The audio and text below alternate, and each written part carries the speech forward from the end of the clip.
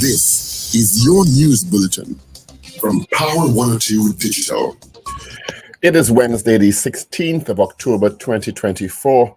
Good morning, Trinidad and Tobago. This is news to 6 a.m. on News Power Digital. After months of investigations, Andrew Mathura, 65, along with his wife Alana, 63, were arrested and charged by officers of the Homicide Region 2, led by ASP Victor at their home at Booter Road around noon yesterday, following instructions to charge for murder given by the Director of Public Prosecution, Roger Gaspard, after a meeting with investigators yesterday morning. The couple was taken to the Maruga police station. The charge followed months-long investigations into the discovery of Hannah Mathura's skeletal remains in a shallow grave on March 12th. The charges come 7 years after the teenager Mathura was reportedly killed and buried in a shallow grave in the backyard of the family's home compound in Valsain. The remains were unearthed by officers using a backhoe in the backyard of the family's compound after a family member alerted police of her death. Officers were working on the theory that Mathura was killed and buried in the backyard in June of 2017. At the time of her death, she would have been 18 years old. The instruction to charge was met with relief from various quarters of society yesterday. A new location for the Office of the Director of Public Prosecution has been identified. The proposed space is the unoccupied First Citizens Building on St. Vincent Street in Port of Spain. This follows the public impasse between Attorney General Reginald Lamour SC and DPP Roger Gaspard SC over a previously ID'd and paid-for building on Park Street in Port of Spain. During the Standing Finance Committee of Parliament meeting after the 2024 budget, AG Armour said the $55 million in rental fees had been paid for the Park Street building since 2019, but the DPP and his staff never moved in, citing security concerns. When contacted about the new location yesterday, Gaspard confirmed he was invited to view the new proposed site. He said the viewing took place approximately 6 months ago, but at the moment he could not give a time frame for which the actual move would take place. He said the building needs some refurbishment, which is being attended to by the Office of the Attorney General. Maruga businessman Terence Thomas told reporters he prayed to God to spare his life and the lives of his wife and daughters as they were held up by criminals wearing what appeared to be police and army gear on Monday night. Thomas said he believed criminals were military trained as they were at ease with their weapons and gear, operating systematically as they carried out the robbery, and even referred to the leader as Sarge and another member as Corporal. Thomas spoke to reporters at his home in St. Mary's hours after the ordeal where bandits robbed him and his family of thousands of dollars worth of jewelry, cash, and the keys to his vehicles. The ordeal began at Thomas's carpentry and joinery shop in Douglas Road, where he was with employee Lester Placid. Around 9 p.m., a black Hyundai Elantra with blue lights parked in the front of the business place Top Shutter Furniture Store. The front door burst open and 5 men, 2 in what appeared to be police uniforms and 3 in army fatigues, and all wearing ski masks and gloves, shouted police. One of the men dressed as a police officer told Thomas he had a warrant to search for firearms and ammunition. Thomas said he asked to see the warrant and their badge numbers. They took his gold chain from around his neck, his wallet containing US $200 and TT $1,600, his ID card and driver's license, and placed him in a Toyota Hilux while one soldier in uniform drove his car. The men bound and gagged Placid and placed him in the trunk of the Hyundai Elantra. The 3 vehicles drove to Thomas's home in Maruga, entered his house. They forced him to call out to his wife, age 38, his daughters 28, 20, 15, and 11, who came out of their bedrooms. The armed men bound their hands with tie straps and forced them on the floor. He was then taken out of the vehicle. The bandits took the wife and daughter's cell phone and ransacked the rooms, took jewelry and the DVR from the security camera. He said his daughters loosened their tie straps and ran to the neighbors for help. Police were contacted and responded. Investigations are continuing. And concerns from the opposition about the recent violent incident involving the robbery of the furniture store in St. Mary's Village, Maruga, and the abduction of Terence Thomas by armed men posing as police and army officers. Member of Parliament for Maruga Tableland, Michelle Benjamin, said this latest act of violence underscores the terrifying reality that residents are living with daily. MP Benjamin says where criminals can impersonate law enforcement officers, commit heinous acts, is a clear indication we're losing control of our communities. She said the lack of government's effective control and action and failure to equip the police force with resources they need is placing the lives of innocent citizens at risk. Former Police Commissioner Gary Griffith has commented on the issue of police-involved kidnappings. The issue has led the Member of Parliament for Naparima Rodney Charles to call on the Commissioner earlier here with Christopher to provide clear guidance to citizens on how they should react when confronted by members of the TTPS, either real or fake. Speaking on the Power Breakfast show yesterday, Griffith said when he was commissioner, he ensured all officers had to wear their badges as a means of identifying them from fake officers in those types of situations. He also spoke about GPS tracking, which would have proven within minutes that the police were really on the location. He said the GPS tracking units were removed, unfortunately. He said it's difficult to tell whether the video, whether the men kidnapping Satchel Kujanberry were members of the TT Police Service or not. A 7-year-old boy was struck by a van while on the way to school yesterday morning, died after being treated at hospital. Police said Jaheim Samaru of Antigua Road, Wallerfield, was crossing near the Valencia Bypass Road at 7:30 a.m. in the company of his parents when he was struck by a driver of a coconut van. He fell to the ground unconscious. Police and ambulance were called and the boy taken to the Sangre Grande Hospital for treatment. Police said Jaheim underwent surgery but went into a coma while warded at the intensive care unit. He succumbed to his injuries at 6:20 p.m. yesterday. The driver of the vehicle has been taken into police custody. In news of the region, the Education Ministry in Grenada is calling on all teachers to adhere to good industrial practices and report to work as usual. After the information was received, several teachers did not show up for duty on Tuesday. The Education Ministry and Grenada Union of Teachers have been collaborating to resolve the issue of late payments to reappointed teachers. The ministry noted less than 5% of teachers did not receive their September salary due to delays in the reappointment process. Grenada's Education Minister David Andrew told a news briefing on Tuesday efforts are being made to end the ongoing impasse, admitting the situation is unacceptable. And that is news to 6 a.m. right here on News Power Digital. We'll have major news coming your way at 7 a.m. Good morning.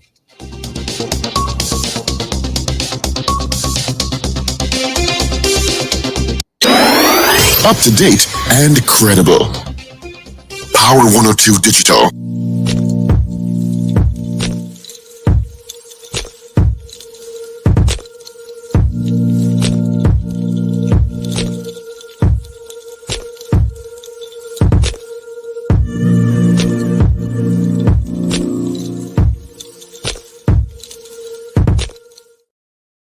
Neighbors, it is 8 minutes after the hour 6 o'clock. Thank you so much for joining us on the Power Breakfast Show on Power 102 Digital. That's right, full cast in this morning.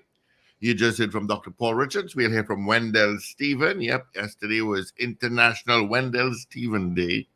We'll hear from Richard Ragoobarsingh. We got Ruben and Shane in the mix. Of course, my name is Steve Khan. 24 degrees at Piarco and 26 at Crown Point. And the Met Office says that it's going to be hot and sunny.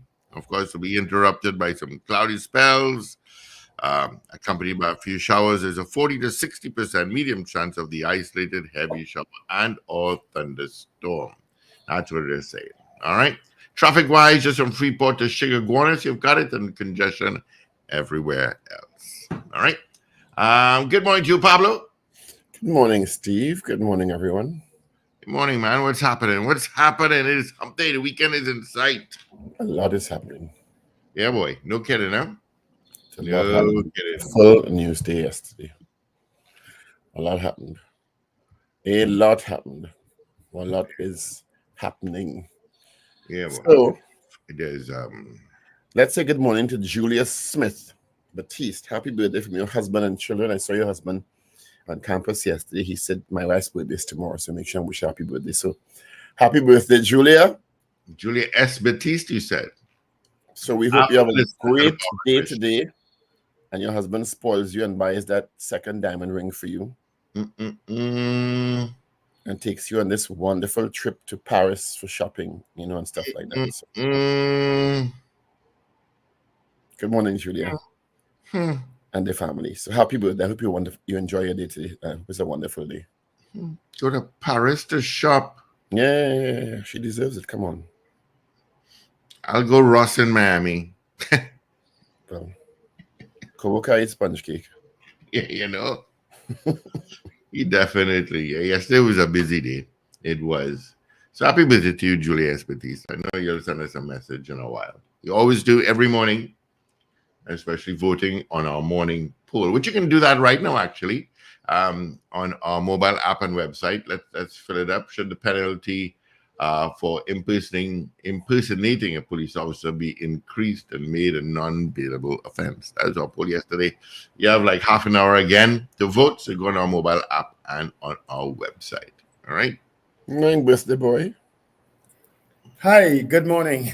Hey, Good the morning, man Paul. Good morning, who Steve. created International Wendell Stephen Day. Well, well, you Paul, created I will two, right? tell you, I called Wendell twice yesterday. He never picked up. Oh No, gosh, no, no. I When they're didn't not have gonna my answer the phone. phone. When they has so many commitments in his birthday, he's not gonna answer the phone. Come on. I know. I didn't have my phone close by, but I did see a missed call eventually sometime this morning, and This morning.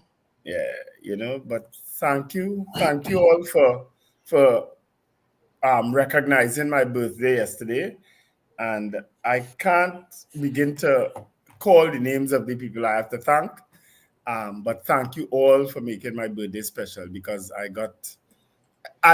it was special. It was indeed very special yesterday. And he stopped one time there, Paul.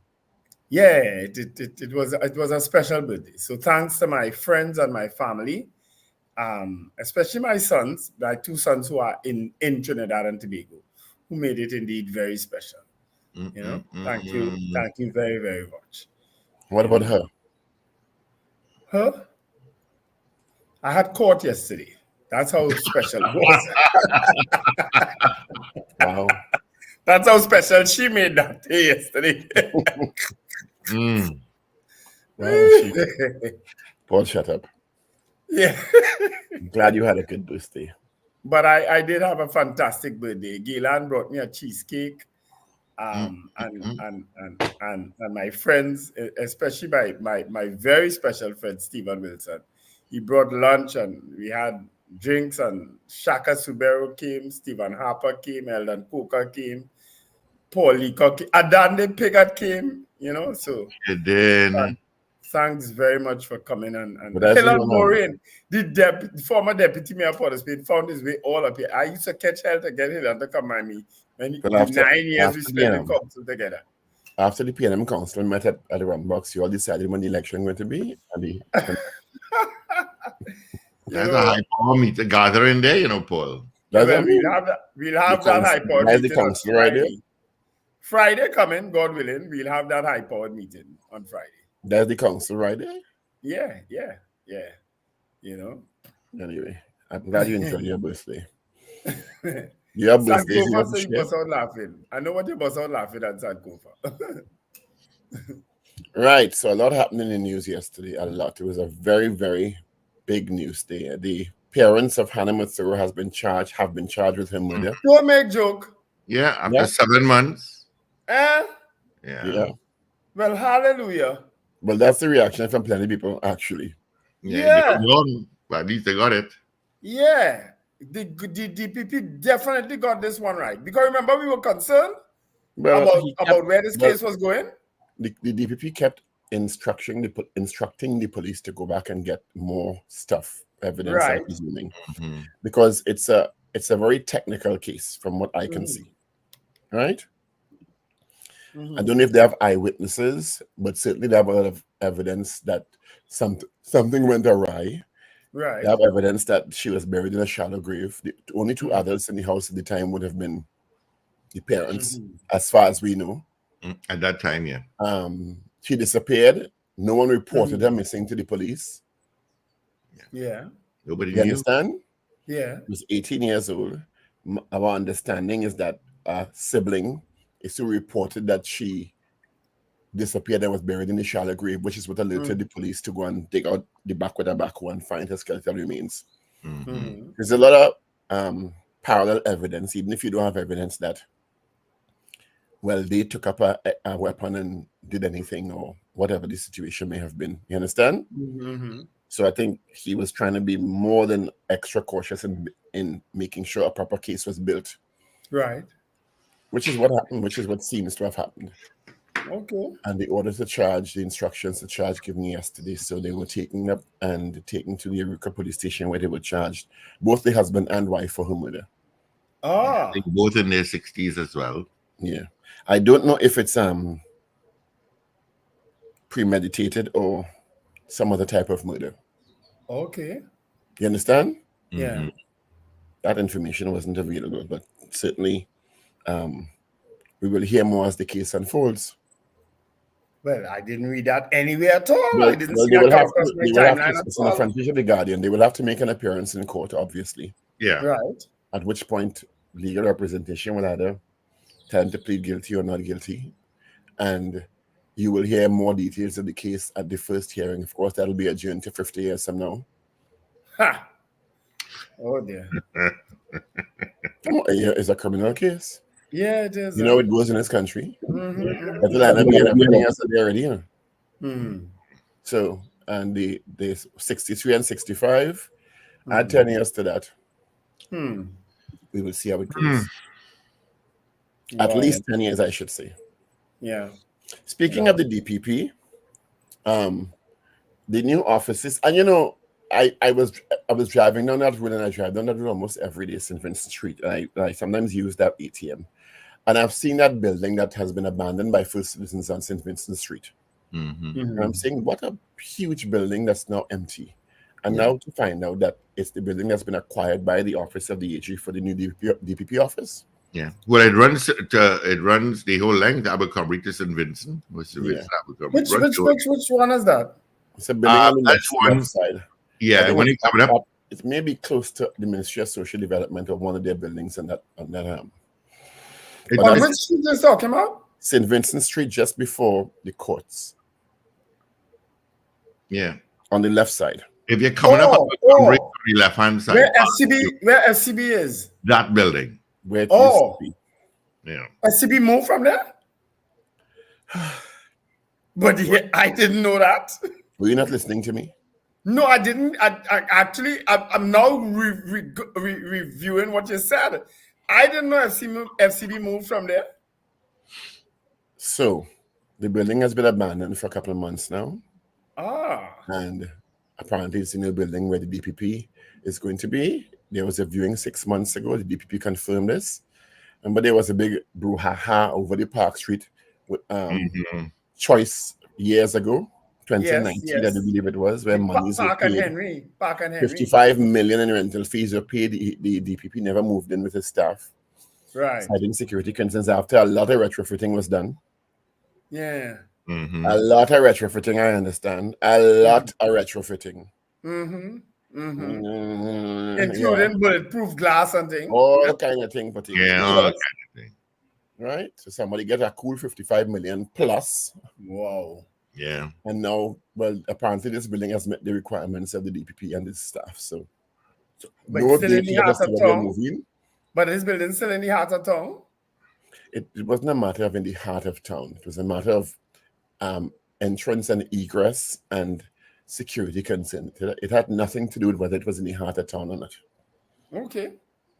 It had from my recollection, the Park Street office was in a thoroughfare. The car park was underground, but this car park is also underground. From what I could, because just yesterday I passed and I looked down and I looked at the car park entrance heading down. But whatever it is, the DPP has seemingly approved of this building, and will be moving in at some point in the future. Okay. So they're not going to be spending a whole pile of money again on this one. Yes, they have to retrofit it. Well, they have to fix it up. They have to secure it. Because this building is not as glassy as that other building. No, it's not. And it's also, but it is in a state of kind of disrepair. So I guess they have to paint and X and Y and Z and whatever. Yeah. But you're right. The front is more concrete. Yes. Yeah. Yes. And also there are no, to my recollection, buildings opposite that could pose a security threat of the same height. Right. Right. And stuff like that. But I'm sure Special Branch would have done their sweep and assessment and all of that. Mm-hmm. Right? So Yeah. we will see how that goes. Okay. So well done, Roger Gaspard. You got your wish. You know. Well done. Okay. You ever meet Roger Gaspard? Yes. Yeah. Okay. She Men said, in Black? "Yes." I call him Men in Black. He I call him is a serious. he always has all these dark shades. He is as serious With a individual as black you could meet. suit. He looks like he could be in one of them Will Smith movies. Yeah, boy. Yeah, true, yeah. He looks like one of the agents in the Will Smith movie all the time. Yeah. Anyway, he's almost never smiling. Yeah. He is as serious an individual as you Man, could he meet. has a serious position. Mhm. Another, thank God, not kidnapping for ransom, another abduction and robbery. This time in Maruga, Mm-hmm. Yeah, where a Maruga Maruga. businessman, Terrence Thomas, was held up by men in police and army gear, or what appeared to be police and army gear, I tell you, we're gonna have a few of these who robbed him of thousands of dollars worth of jewelry, cash, and the keys to his vehicles. He's a well-known businessman in Maruga, and he has a joinery shop. He and his employee were at the shop at 9 p.m. Imagine 9 o'clock. You see a black car with blue lights. Sound familiar? Like they bring them on Amazon. Parked in front of the vehicle. The door opened and 5 men, 2 in what appeared to be police uniforms and 3 in army fatigues, come out with masks wearing police. One of the men told Thomas he had a warrant to search for firearms and ammunition. More police talk. He asked to see the warrant and the badge numbers.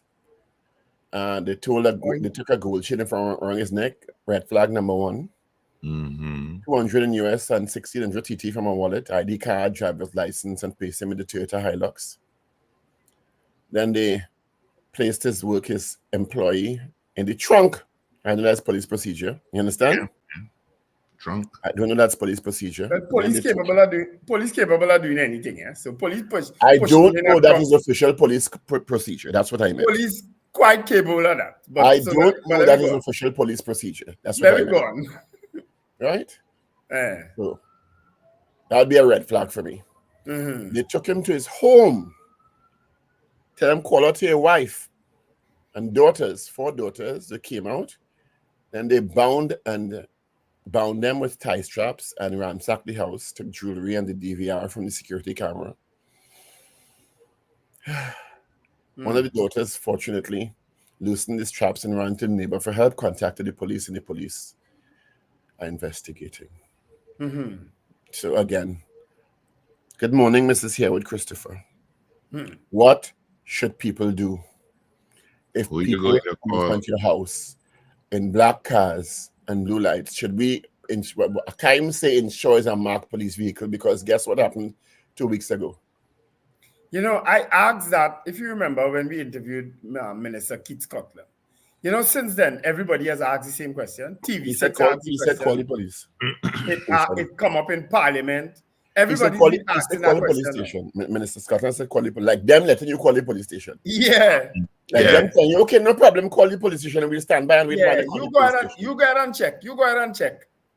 You go ahead and check. Real police ain't letting you check. Far less for fake police. Yeah. You understand? Quite possibly. Yeah. Real police ain't letting you check. And don't know who to trust. Barry was interviewed on the show yesterday. He said that one of the mechanisms he put in place was the badge. Yeah. Right? That they had to wear all the time.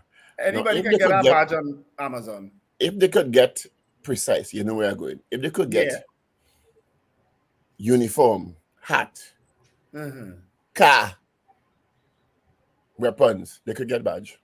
But in long time as a child growing up, you can't remember getting a gift like that? The little badge with the gun and sack and thing? You say a badge? You never got gun and sack as a gift growing up? I think I had one of those. I'm sure we all had that. No. It used to come with a badge. The gun and sack. Well, the caps gun. Not so? No, I hear that caps gun. It's a caps, the little thing with the little red roll, and you put it in the thing and it goes pack, pack, pack, pack. All of us get that. I had enough sacks already. Yeah, you mean you had enough gun already? That Oh, That too. welcome back, Wendell. We missed you. Welcome back. Oh gosh. Have I catch myself, yes? I went through 6 days. Oh dear. No, but seriously, how could a badge, if the uniform could be easily available? Yeah, but it's not a bad suggestion. It is part of the layer of identification, right? It's not a terrible suggestion. Okay? Listen, we have a problem. But and the these police days, it's need not to address it. helping. We have a problem, and the police need to address it fast. We have a problem. But it's happening every week now. Yeah. Fortunately, from all reports, this businessman was not taken away and no ransom demanded. It was just a robbery. Well, a robbery and assault, Yeah. Look, another robbery. A guy from Tobago arrived at Piaco, jumped in a taxi to Shogunas and was robbed. I don't know. You know the record. The record is astronomical of Uber drivers across the world robbing people and molesting people. I was hearing the statistics the other day. It's astronomical, you know. Uber drivers, people who you think you would trust when you call them. I only take Uber if I can't get a yellow cab. Because about the same price anyway. Yeah. You know? And I had to give an Uber driver some choice words a morning. Getting to the airport. I've never had a bad Uber experience. From the time I said good morning and he heard a non-American accent, he decided to take the longest road and I started cussing. Yeah. They do that. I see you fly down to Manhattan. Where the hell you going? I said, where you going? Traffic. Yeah. I said, no traffic. My phone said no traffic. Go so. You know, he trying to rack up the bill now. It always be the long way. Anyway. I've never done Uber alone, I have to admit, but I've never had a bad Uber experience. Neither have I. Except to try to run up the bill to get my money. Anyway. Sadly, a really sad story. A 7-year-old boy was struck by a van while on his way to school with his parents, you know. Condolences to his parents. I mean, children again. His name is Jaheem Samaru from Waterfield. 7:30 a.m. He was trying to cross the road when struck by the driver of a coconut van. He fell to the ground unconscious, and of course, they rushed him to hospital, where he underwent emergency surgery, but went into a coma and died later on. I don't know. Where did that happen? In Antigua Road. Waterfield? Yeah, Antigua Road. Wow. Those are roads without pavements, you know. Yeah, they have no pavement. Yeah. There are no pavement. Yeah. Wow. While not blaming the parents, because I don't know what the circumstances were, I constantly see people, even with roads with pavements, with children walking in the outside. Yeah, I never understand how as a parent, your instinct is not to have the child on the inside. I never understand. I could never understand. Never fathom that. That you holding the child hand, one hand holding the phone and you're walking, and the child is on the outside. I never understand that. I said, but that didn't hurt you to come out. And then sometimes I see people standing up at the side of the road waiting for transport, and they're not holding the child. Yes, and they're not holding the child. I don't understand that. And they're not holding the child's hand. Yeah, I never understand. I'm saying, but something wrong with all here. I get a sound cussing from a woman once. So I said, I slowed down. I said, can you put the child on the inside? Well, I get it live. I telling them mind my effing business. Oh yeah, that is my child. You give me a drop. I said no drop for you. You just cost me out and I get a drop. Yeah, but condolences to the family of that child. 7 years old, sad.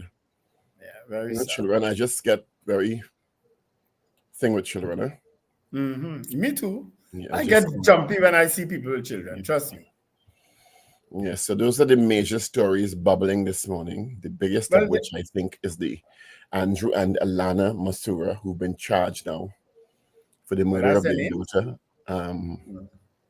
Hannah Mathura, who was 18 years, who would have been 18 years at the time that she disappeared. Yeah. And I think it's the son who would have reported them upon becoming an adult. Mm-hmm. You know, he went to the police and said, "Listen, I feel my sister buried in the backyard," which turned out to be true. Which means Congratulations to West Indies women and on winning. I think they're in the semifinals now of that league. And the men lost. It was a terrible display by West Indies men yesterday. I've never seen West Indies batsmen look so terrible at spin bowling. All of them, everybody. The spin bowlers literally ran through that side yesterday. They looked awful. And I chose to do that yesterday because Tuesdays generally I stay home, right? I generally don't do anything on Tuesday. So thankfully it was my birthday, so I just stayed home and I said, hey, cricket. And I switched on the cricket. By 12:30, the cricket done. We lost? We lost. We got demolished. Well, guess who's in studio with me this morning, gentlemen? Let me see if I can turn the camera across. You know this chap? Who's that there, man? That is Chris Toussaint. He in the our country. Correspondent from Washington, D.C. Hi, Chris. Welcome to Trinidad. Son of Lennox and Angela Toussaint. What does Chris have in his hand there? Doubles? Doubles. Look at there, a bag of doubles. Oh Lord, Chris, you know the spoiled. You're not going to get any. That is breakfast. You know the spoiled Steve can. Yeah. That's for Stephen Avey.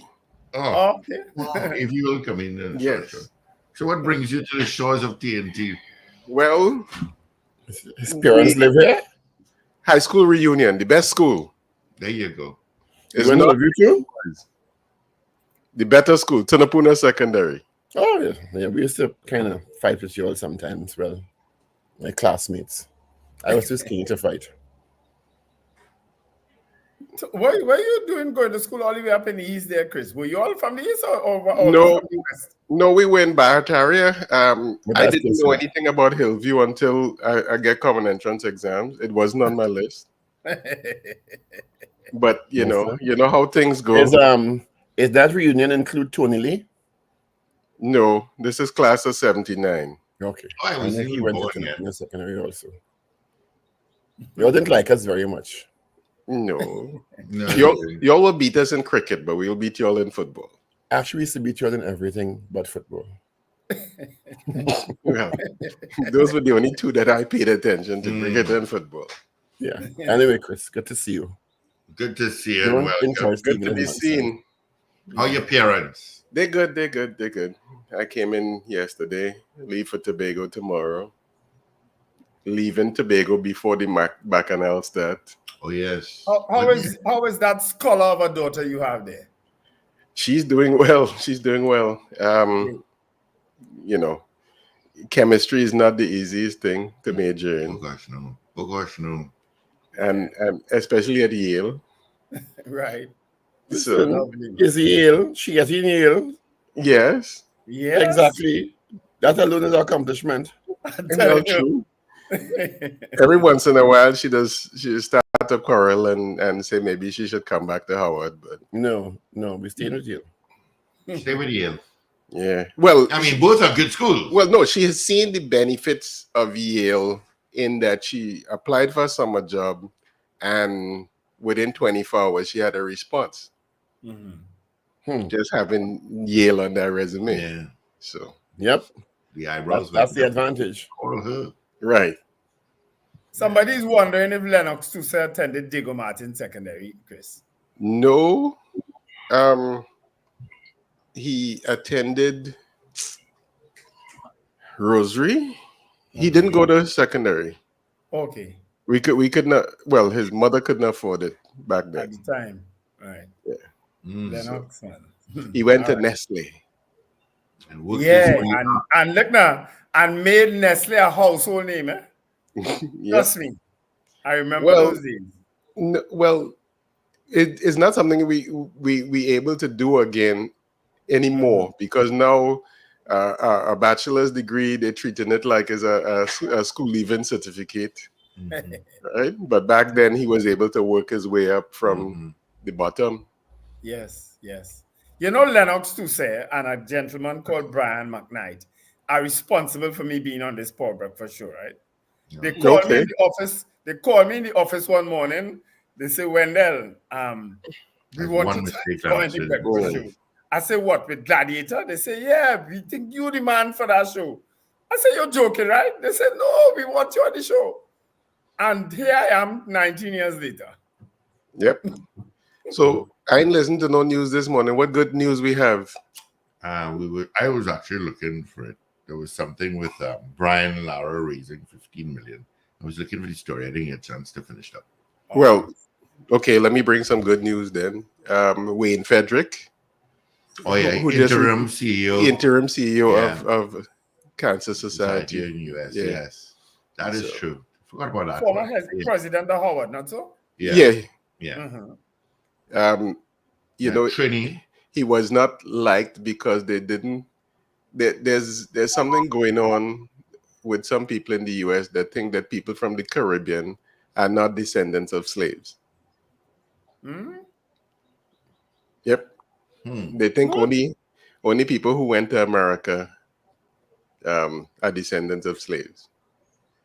So there's that issue. And Kamala is facing the same kind of backlash. Wow. I stoops at those things, yes? Yeah. That's the most I could say. I stoops. All right, Chris. Good to see you. Good to see you. Next Good to hear from you, Chris. Good morning, Ragoobarsingh. Oh, I make it in before Richard.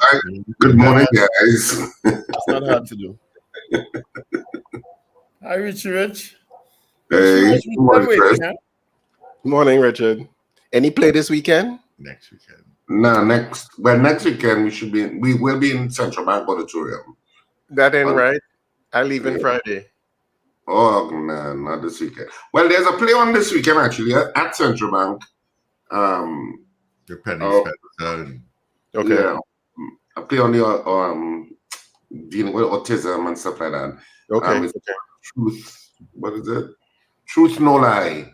Trinidad has certainly. The theater industry in Trinidad has certainly developed remarkably. Yeah.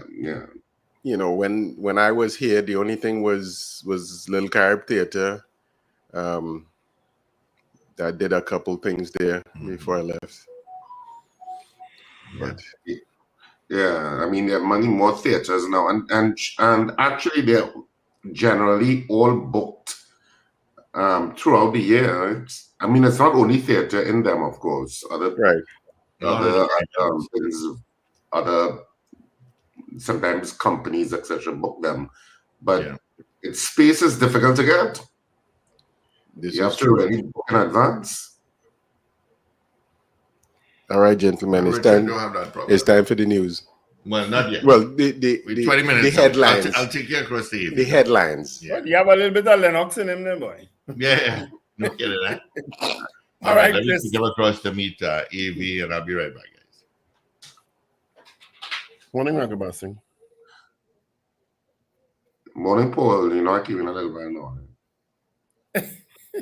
I'm just reestablishing your presence. Oh, okay. I know you have time on your hands these days now. So no, I came in long. Actually, I came in longer than when you let me in. I just didn't bother to text. I say, you know what? I'm not texting. Good morning. You're in a rush these days. You ain't doing nothing. You get old. You get tired. Text good morning this morning. Let me see when you will look up because your head was deep down. But I have more respect for the elderly now. Mm-hmm. Generally, when you head down, Richard, you don't really be focusing on it. No. His head was down for a period. And I say, said him a good morning, and then I say, no, he will look up eventually. A bowed head is almost euphoria for some people. Oh Lord, there we go. There we go. I'll give you the birthday euphoria still. True. That's what I will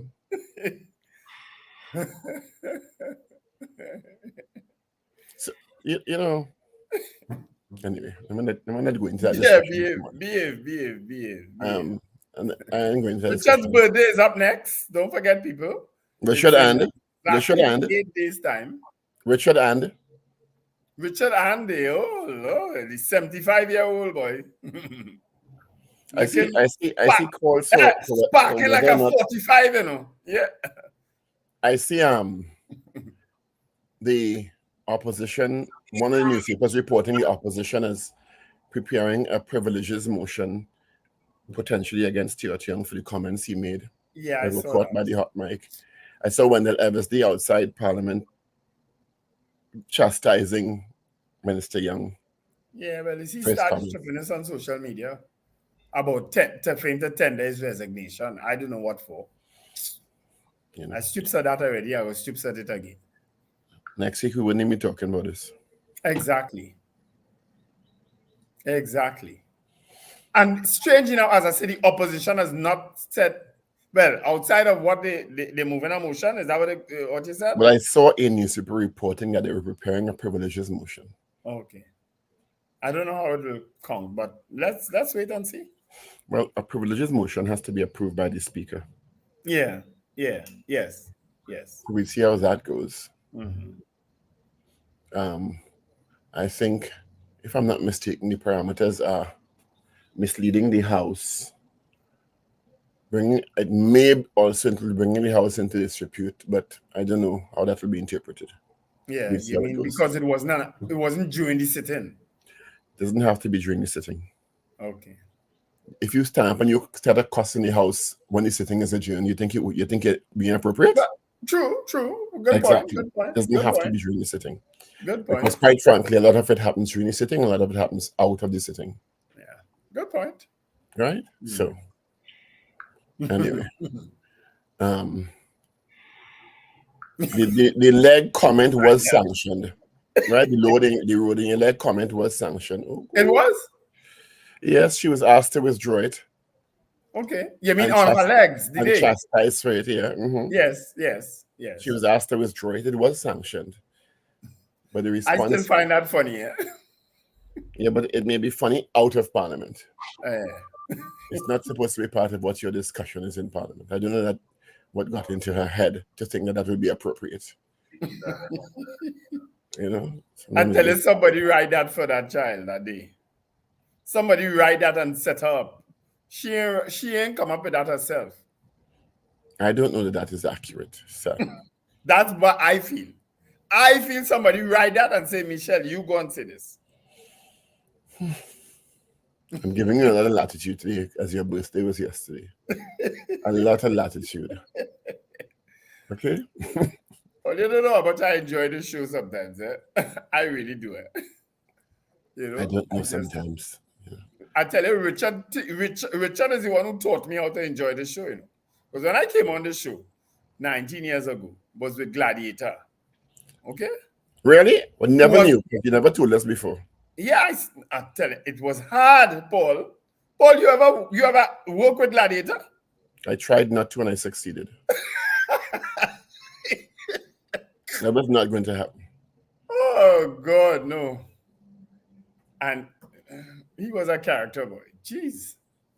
Anyway, those were the days. We had some good old days back then. And then David Mohammed eating this giant chicken sandwich every morning. Dr. Joe buying doubles and only eating the channel. But Wendell, David was never one sandwich. You said that. You said it. You said it. I'm happy you said it. We really had some good times back then. Yeah. He loved that. He loved that language. Bad. From Manos? Jeez. Yeah, Manos. Morning, Manu.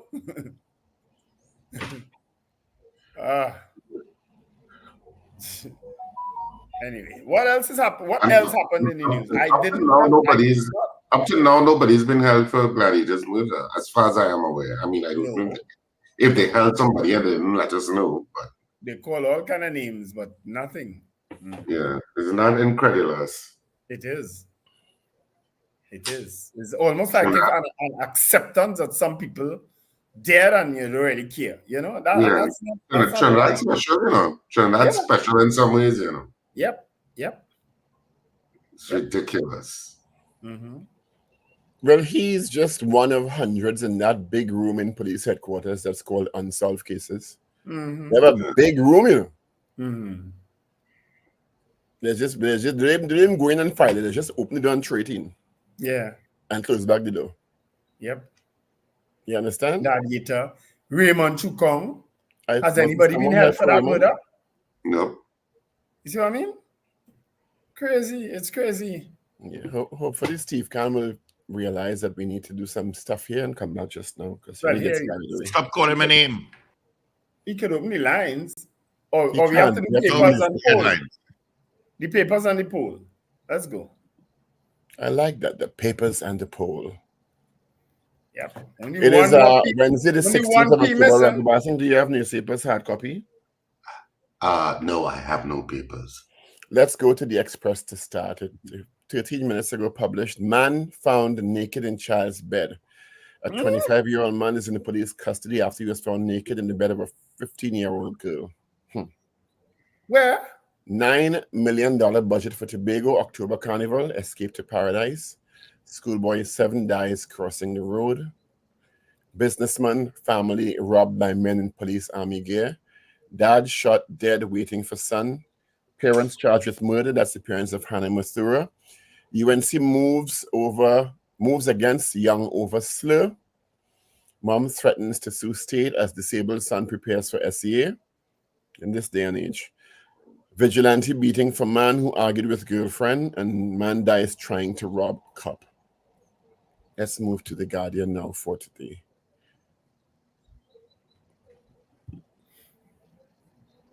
President Kangaloo, Ramlila teaches righteous living. Schoolboy dies after being struck by van. New home for DPP's office on St. Vincent Street. The front page of the Guardian says is parents on murder charge. That's the Hannah Mathura story. Karapo RC principal takes sick leave after threat from parents.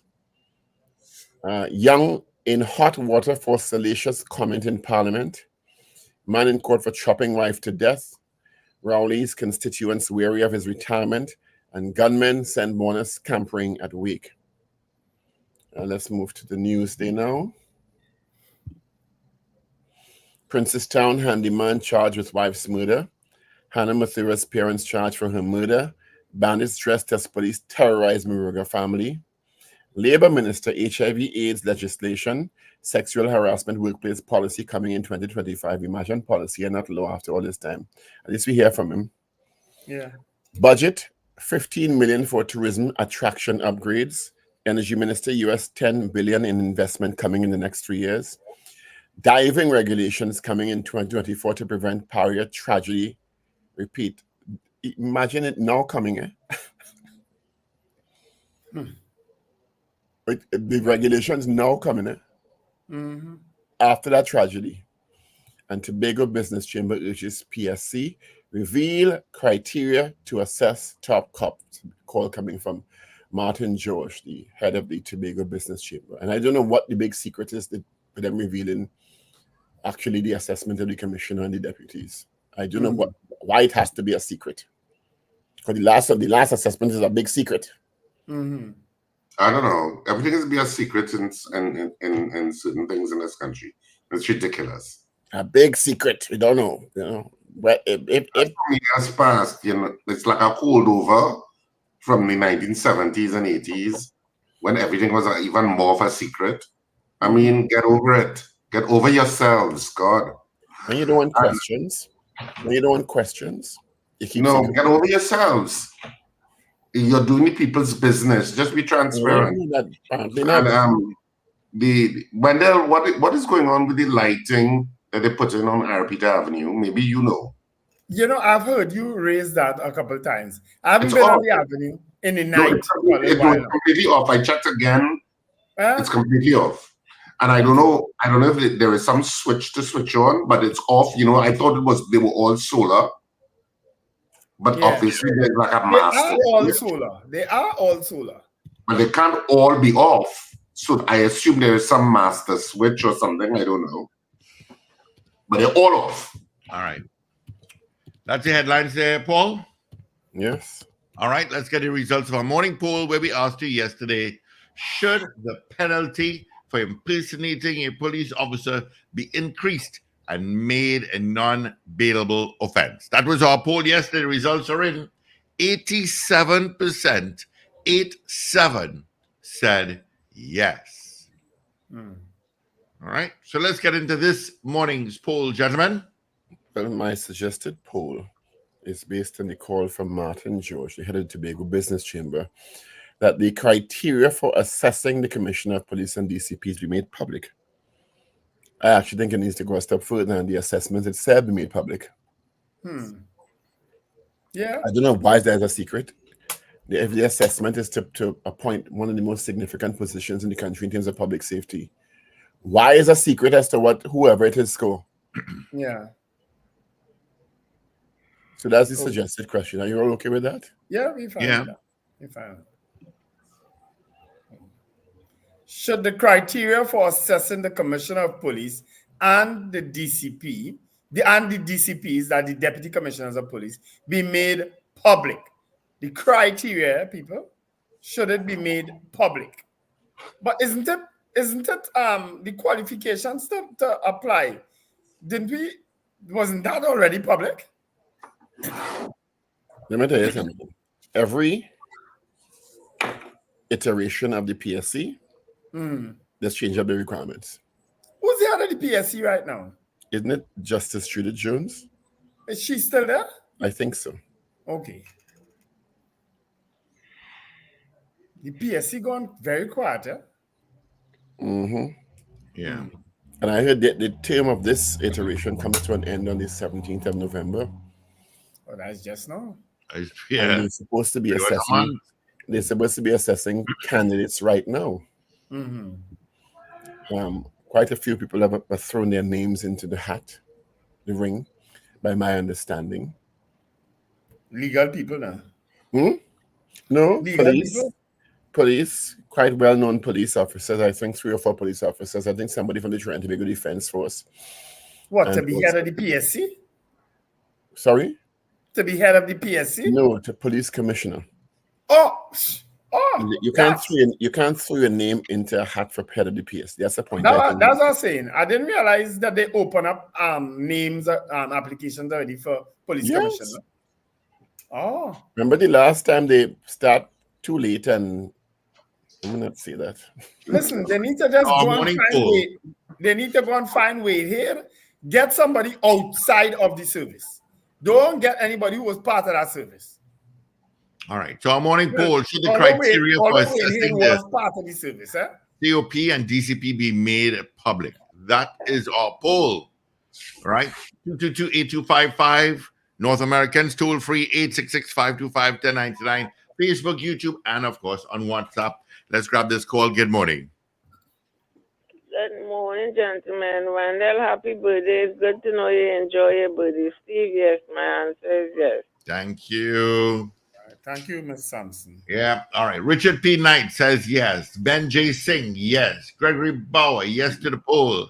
CJ, morning, CJ, out in New York, yes. Morning, CJ. Julia, birthday girl. Julia S. Batiste, happy birthday. What today, says Julia? yes. Yeah. Oh, happy birthday, Julia.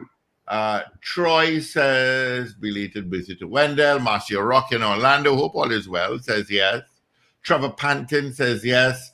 Mars versus Venus. Good morning. Haven't heard from you in a while. Yes. Let's see what we got on WhatsApp. We got Captain Ron at home saying yes. We've got Strong saying yes. Val in Sugargorna says yes. Lenny James says yes. David Nelson says yes.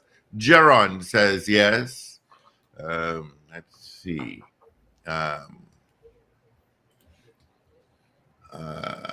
Joel Manoha says yes. You're most welcome, Julia. Have a great day. Tony Stark says yes. Should the criteria for assessing the COP and DCP made public? Yes or no? Sangri Grandi, good morning. Good morning, gentlemen. Belated birthday, Wendell. My answer is yes. Thank you, Mr. Gomes. All righty. Thank you. Shanice Merchant, good morning. Keep up the good work, brothers. Okay, thank you so much. Tone Luke says yes. Adonna Clark says yes. Andre says yes, and birthday greetings. Let's see. We've got Roger Seawing saying yes. I've got somebody else says yes, Steve. Thank you.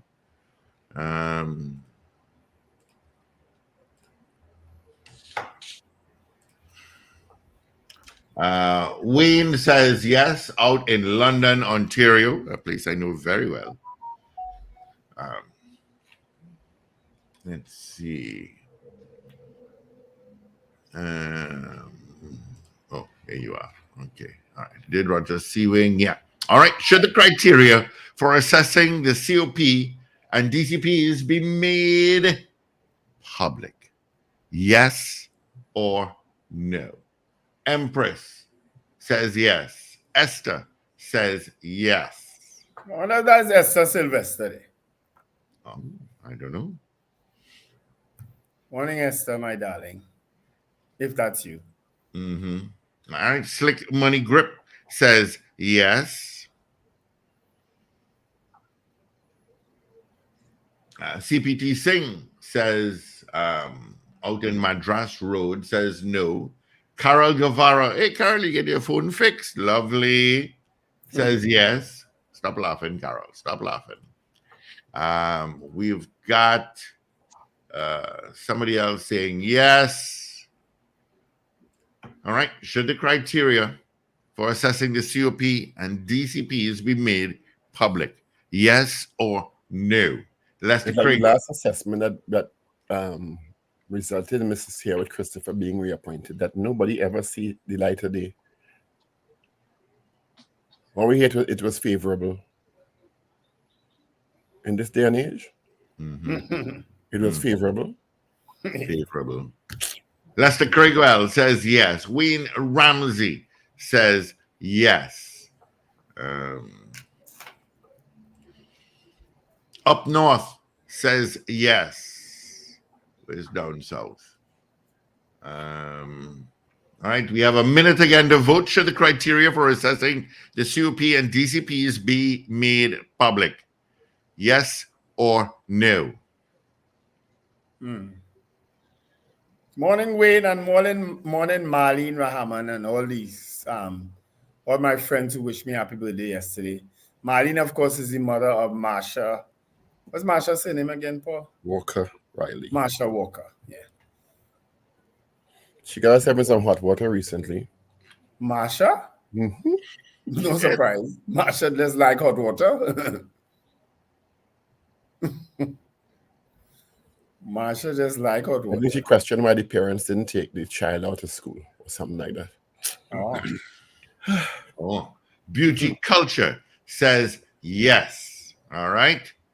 And should the criteria for assessing the COP and DCPs be made public? Richard, you sang yesterday for me? He did? I didn't hear that at all. Yeah, he did. Yeah, he did. I'll have to look back at the show. You sure you want to do it? I sang very well. At the end. I didn't hear that at all. That's what he did. It was good. Yeah. Gary Kimmy, whose birthday was yesterday. Yeah, it was supposed to have been yesterday, yes. Yeah. Heavily birthday to you, my friend. Also, today is the birthday of one of the boys, my very, very good friend, John Ferreira. It's his birthday today.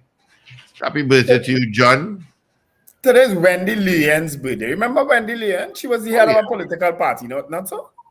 She was part of COP. No, but I think they had formed a group and she was here at some party too, not so? Not sure. Can't remember. We saw interview her back in the day. I've not heard from her in a long time. Is she still Wasn't involved she in politics? involved with the food prices council at one point? I can't remember, but she just fell off the radar, politically. All right, let's get into our 7 o'clock major COP? news, gentlemen. Evie is in. This is your news bulletin from Power 102 Digital.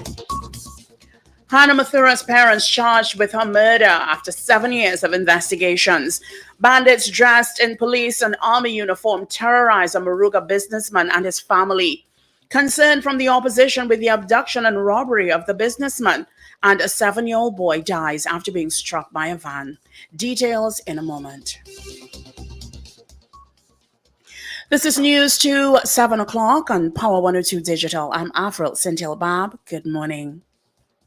After months of investigation, 65-year-old Andrew Mathura, along with his wife, 63-year-old Alana, were arrested by officers of the Homicide Region 2 at their home at Butu Road. The two were taken into custody around noon yesterday, following the instructions to charge them with murder given by Director of Public Prosecutions, Roger Gaspard, during a meeting with investigators yesterday morning. The couple were reportedly taken to the Aruka police station. The charge followed months-long investigations into the discovery of Hannah Mathura's skeletal remains in a shallow grave on March 12th. The charges come 7 years after the teenager was reportedly killed and buried in the backyard of the family's compound in Valsane. The skeletal remains were unearthed by officers using a backhoe in the backyard of the family compound after a family member alerted the police to her death. Officers were working on the theory that Mathura was killed and then buried in the backyard in June 2017. At the time of her death, Mathura would have been 18 years old. The instruction to charge was met with relief from various quarters yesterday. A Maruga businessman said he prayed to God to save his life and the lives of his wife and daughters as they were held by criminals wearing what appeared to be police and army gear on Monday night. Terrence Thomas said he believed the criminals were military trained as they were at ease with their weapons and gear, operated systematically as they carried out the robbery, and even referred to their leader as Sarge and another as Corporal. Thomas spoke to reporters at his home in St. Mary's hours after the bandits had robbed him and his family of thousands of dollars worth of jewelry, cash, and the keys to his vehicles. Handcuffed and with a firearm held to his head by one of the uniformed criminals, the 55-year-old father of four believed he was about to take his last breath and prayed for God to spare his life and those of his wife and children. The ordeal began at Thomas Carpentry and Joinery Shop on Douglas Road, where he was with his employee, Lester Placid. Around 9 p.m., a black Hyundai Elantra with blue lights parked in front of his business place, Top Shutter Furniture Store. The front door burst open and 5 men, 2 in what appeared to be police uniforms and 3 in army fatigues, and all wearing ski masks and gloves, shouted police. One of the men, dressed as a police officer, told Thomas he had a warrant to search for firearms and ammunition. Thomas said he asked to see the search warrant and their badge numbers. Thomas said they took his gold chain from around his neck and his wallet containing $200 and 1,600 TT dollars, his identification card and driver's license, and placed him in his Toyota Hilux while one in a soldier's uniform drove his car. The men also bound and gagged Placid and placed him in the trunk of the Hyundai Elantra. The 3 vehicles drove to Thomas' home on Maruga Road and entered his house. Thomas said they forced him to call out to his wife, aged 38, and his daughters, aged 28, 20, 15, and 11. And when they came out of their bedrooms, the armed men bound their hands with tie straps and forced them to the floor. Placid was taken out of the vehicle and forced onto the floor with Thomas and his family. The bandits then took his wife's and daughter's cell phones. The men ransacked the rooms and took gold jewelry and the DVR for the security camera system. Thomas said when the men found nothing else of value, they got into his Toyota Hilux and their vehicle and sped off in an unknown direction. He said his daughters loosened their tie straps and ran to their neighbors for help. The police were contacted and officers of the St. Mary's Police Post and the Area East CID responded. Thomas' van and 2 of his daughter's cell phones were found abandoned on Mandingo Road in Princestown. Concern from the opposition about the recent violent incident involving the robbery of Thomas and his family. Member of Parliament for Maruga Tableland, Michelle Benjamin, says this latest act of criminal violence underscores the terrifying reality that residents are living with daily. MP Benjamin says when criminals can impersonate law enforcement officers and commit heinous acts, it is a clear indication that we are losing control of our communities. She claims the government's lack of effective action and failure to equip the police force with the resources they need is placing the lives of innocent citizens at risk. She called for an urgent review of the TTPS operations in rural areas and demanded an immediate increase in police presence in Maruga Tableland, as well as comprehensive crime-fighting strategies to protect vulnerable citizens. A new location for the Office of the Director of Public Prosecutions has been identified. The proposed space is the unoccupied First Citizens Building on St. Vincent Street in Port of Spain. This follows the public impasse between Attorney General Reginald Armour and DPP Roger Gaspard over a previously identified building on Park Street, Port of Spain. During the Standing Finance Committee of Parliament meeting after the 2024 budget, AG Armour said that $55 million in rental fees had been paid for the Park Street building since 2019, but the DPP and staff never moved in, citing security concerns. But when contacted about a new location yesterday, DPP Gaspard confirmed that he was invited to view the new proposed site. He said the viewing took place approximately 6 months ago. However, at the moment, he could not give a time frame for when the actual move would take place. He said this was because the building needs some refurbishment, which the Office of the Attorney General is looking into. You are listening to news on Power 102 Digital to 7 o'clock. A 7-year-old boy who was struck by a van while on his way to school yesterday morning died while being treated at the hospital. Police said Jaheim Samaru of Antigua Road, Wallerfield, was crossing near the Valencia Bypass Road at 7:30 a.m. in the company of his parents when he was struck by the driver of a coconut van. He fell to the ground unconscious. The police and ambulance were called and the boy was taken to the Sangre Grande Hospital for treatment. Police said little Jaheim underwent emergency surgery but fell into a coma while warded at the intensive care unit. The child succumbed to his injuries at 6:20 p.m. yesterday. The driver of the vehicle has been taken into police custody.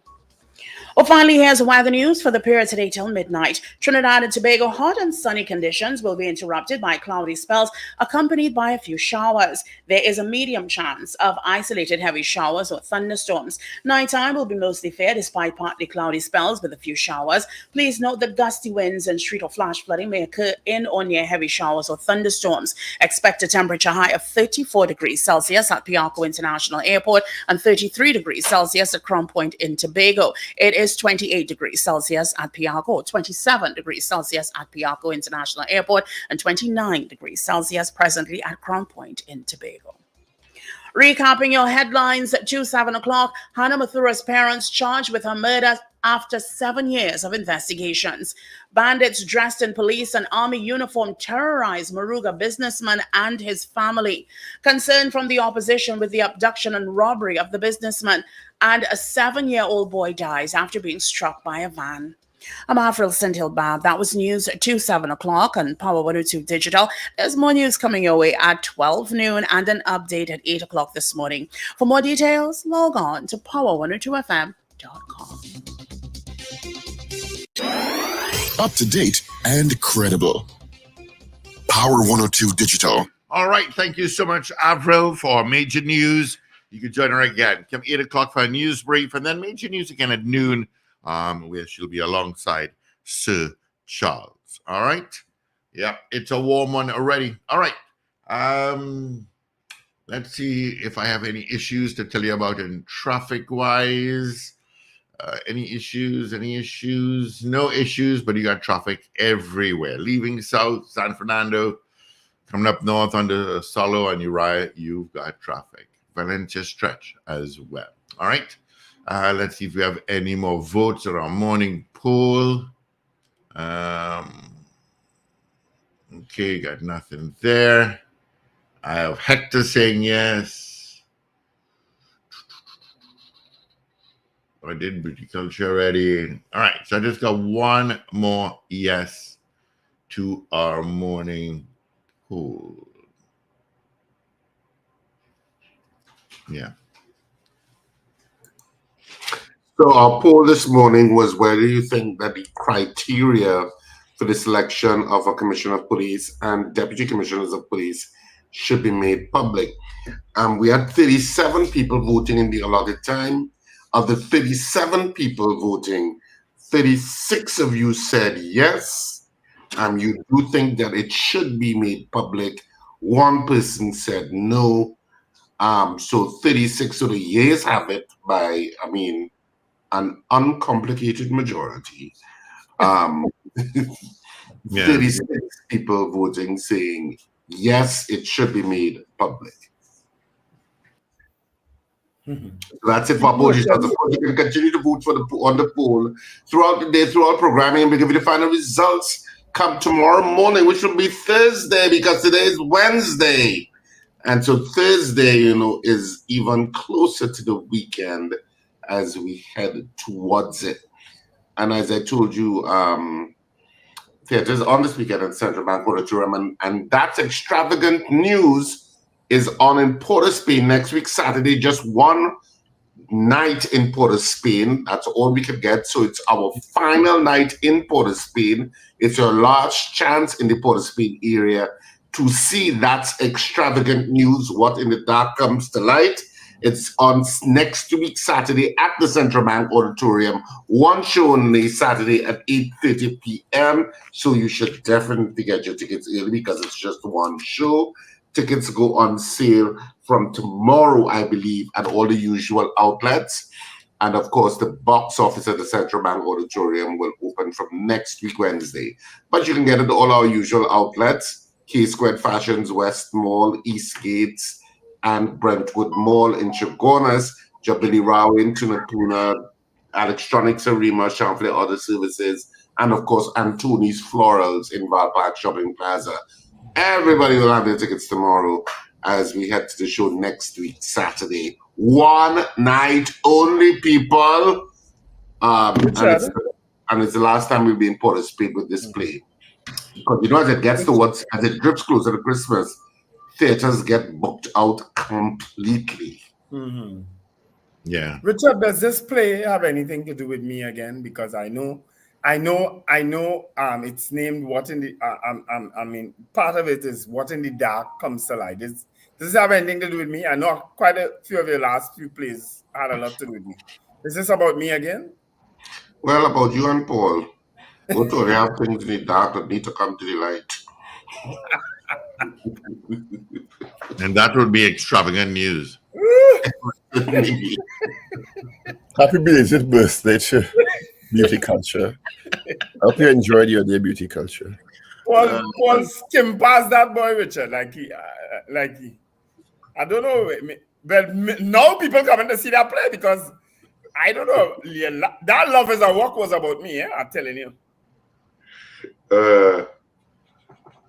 Love Is a Walk. I'm glad Richard has all this information that he's willing to put into creative writing. You see Richard easy. Go and watch Richard, please. It's a lot of us on that play, But he just ain't calling no name. He didn't want to pay royalties. Oh, that could be it. Yeah, that could be it. Indeed. Oh gosh.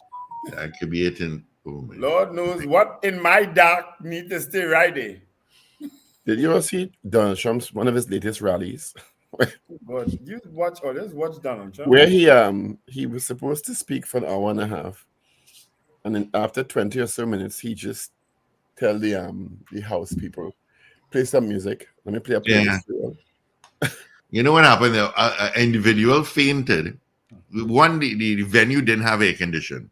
So somebody fainted. So they got that guy on a stretcher and out. And he started back again. Another person fainted. So he just said, hit YMCA. Anyway, the play is on this in more important news.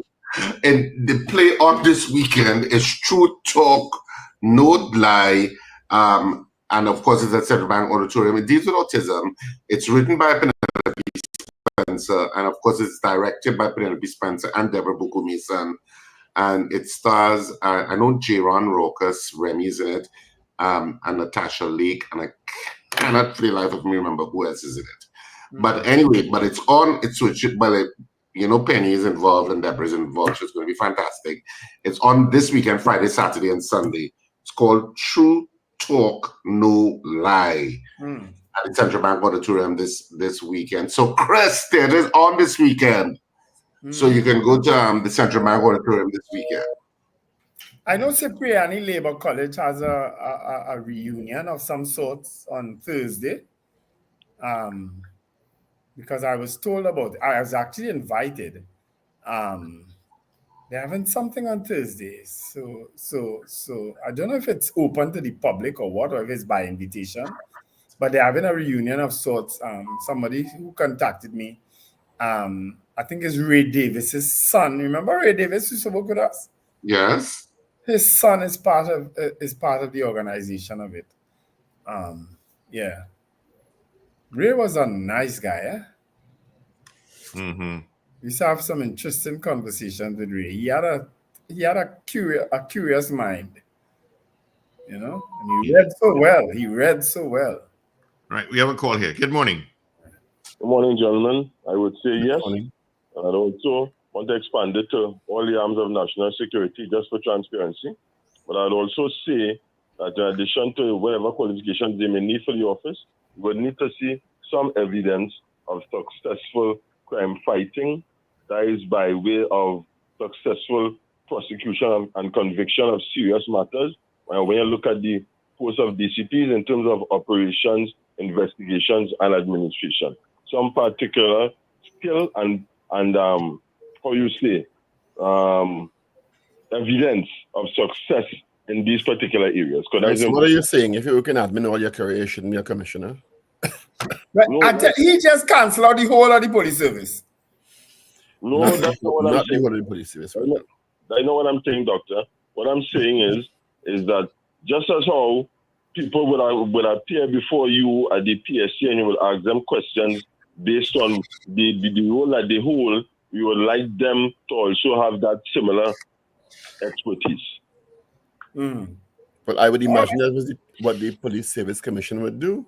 Once you think that would be a reasonable expectation.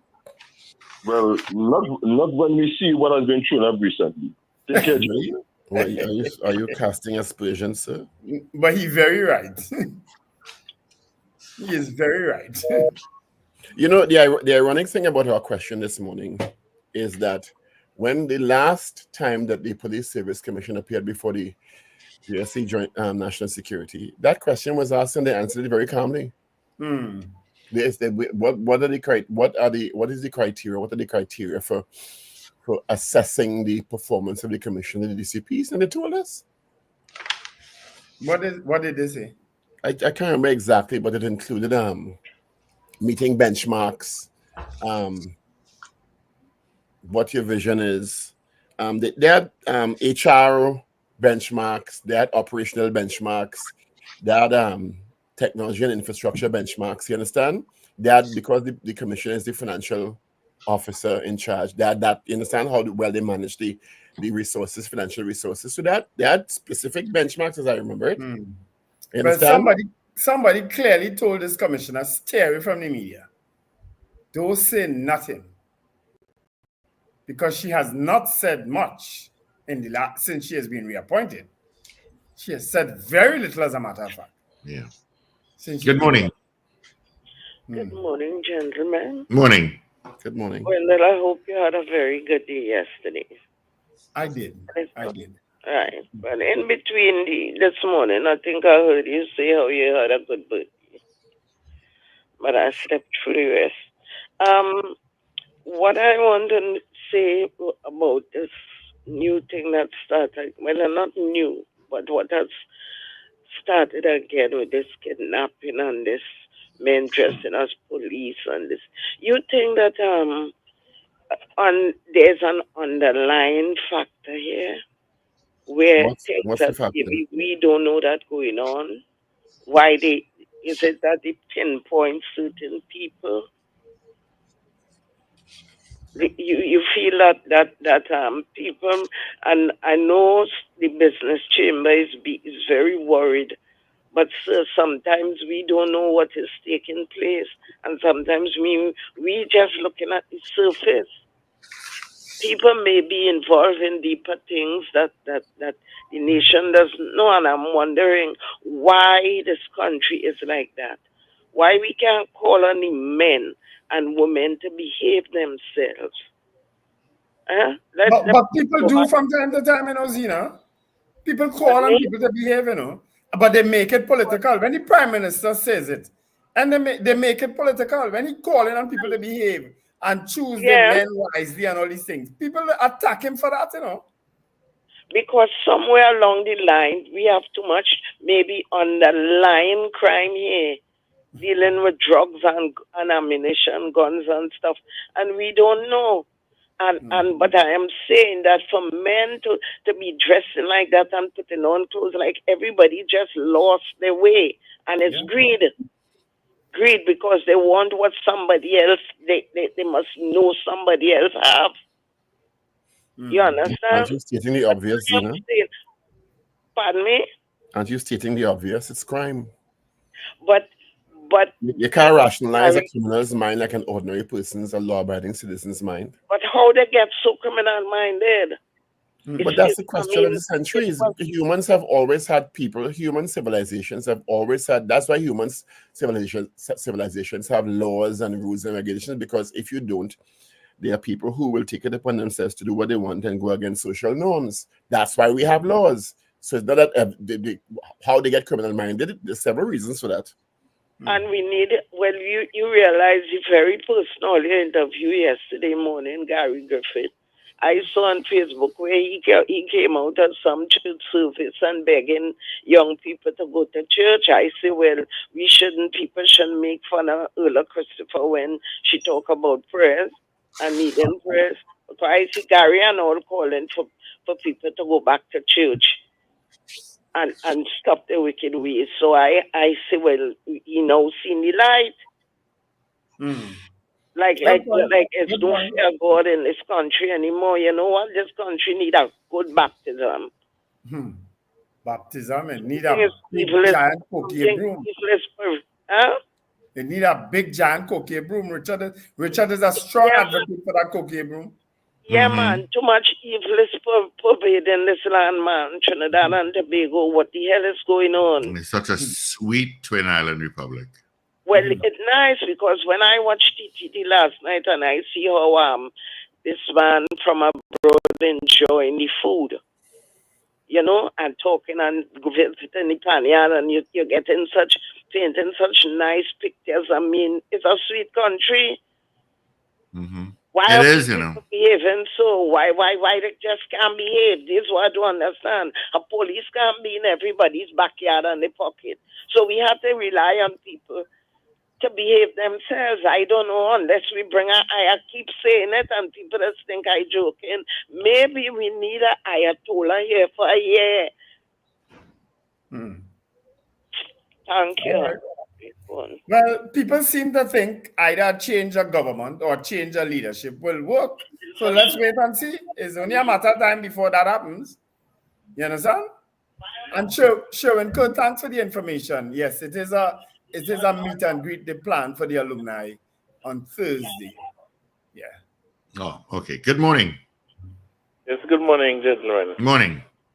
Happy belated Wendell. Thank you, sir.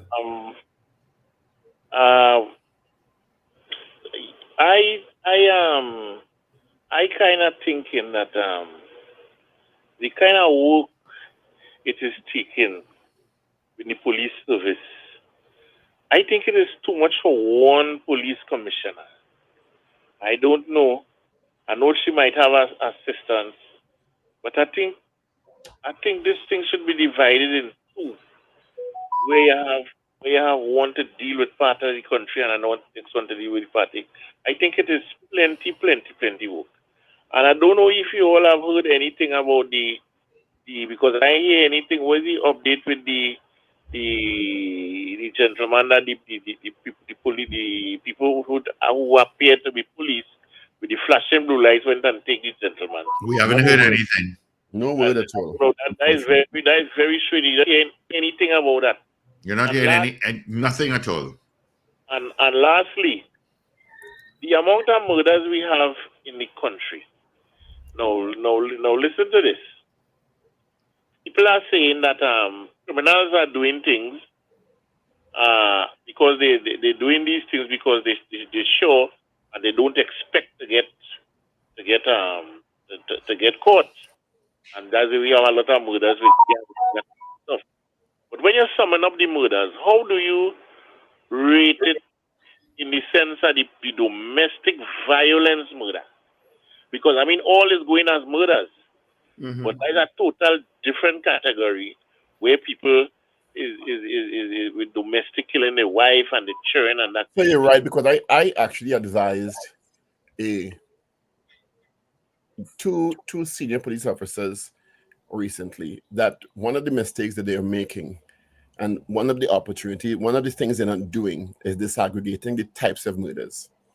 Exactly. Because when you look at the, unfortunately, in many cases, if not most, the murders related to domestic violence it's almost impossible for the police to intervene unless the protection order is applied and it works properly and all of that.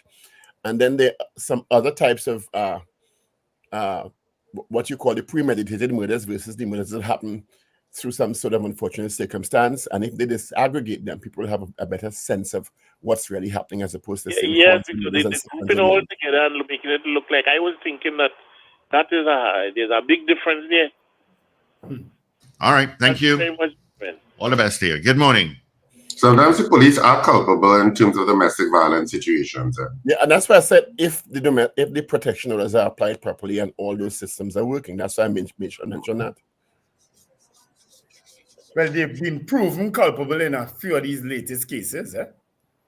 Well, the last big judgment in the case with the Isaac woman, where her mother brought the matter against the judiciary and the Petiti police, and it was that they failed to protect their constitutional right to family and enjoyment of family because they didn't do what they're supposed to do to protect the woman who was eventually killed. You understand? It was profound. That she did everything she was supposed to do. The judiciary lapse, the police lapse, the state lapse in effect, and she lost her life. Yeah. I will always remember the incident where a couple in Valsain, well-to-do, had separated. And the man wanted to go back home for his clothes.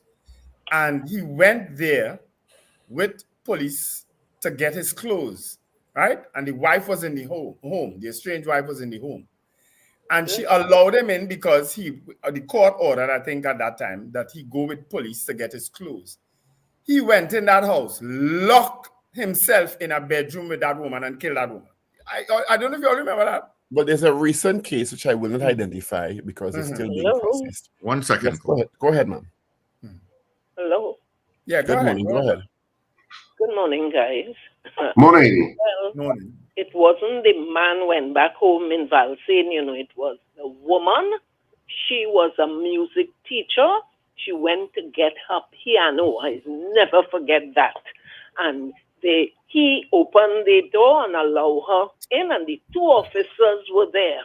And he said, come into the bedroom. He wanted to talk to her. She went for her piano. Okay.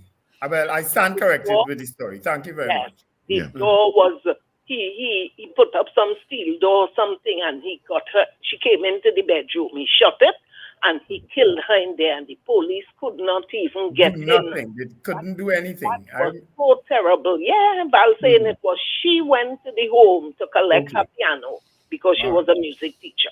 Anyway, I only hope that the DPP moves into that building on St. Vincent Street. Good Lord, it is time. You can't be paying rent in a building and it's not being occupied. So I only hope and pray the DPP moves into that building. From based on what he said on the news last night, it looks like he indicating he would.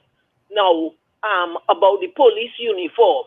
From the time they changed that uniform from that gray shirt and black pants or whatever it is, they made it very easy. I don't know who was the commissioner or who agreed to the change of this uniform that they have now, where it is very easy. Because with the gray shirt, you all could remember they used to have the number, the number that they're issued when they pass out. On The regimental number. Yeah. Right, right. That was more difficult. I mean, all you have police officers looking like them security company. What kind of madness is that? And now I hear an officer Simon talking on the TV, on the table yesterday saying about like they're looking to go and change it. How much time all you? New York Police Department uniform has never changed from that blue shirt. Way back in, I go into the States in the 70s. They're still wearing that blue shirt. Or you want to go and change things to tactical, man, come to Crow, you look for that. You'll have a blessed day. Yeah. All right. Thank you. Yeah. Oh, I guess Thanks for the correction in that story. I do accept that corrected version of it. Yeah. Good morning. Good morning, gentlemen. Hi. Wendell, happy belated birthday. Thank you very much, Miss Barrett Harriet. This is Miss Coover. Coover, okay. I don't know why you're so Wow. Right. These young people on them live, like they have a factory making this uniform. Just time the police and them do something about them, you just can catch them and hang them. It's too disgusting. God bless. Take care. Take care. All right. Yeah. Good morning. Good morning, caller. Yeah, we're on hold. Well, Hello? yeah, morning. Hello? You put us on hold? Good morning. Good morning, gentlemen. Sorry about that. You almost get cut off. Yeah, sorry about that. I took another call while the phone was ringing and forgot to come back.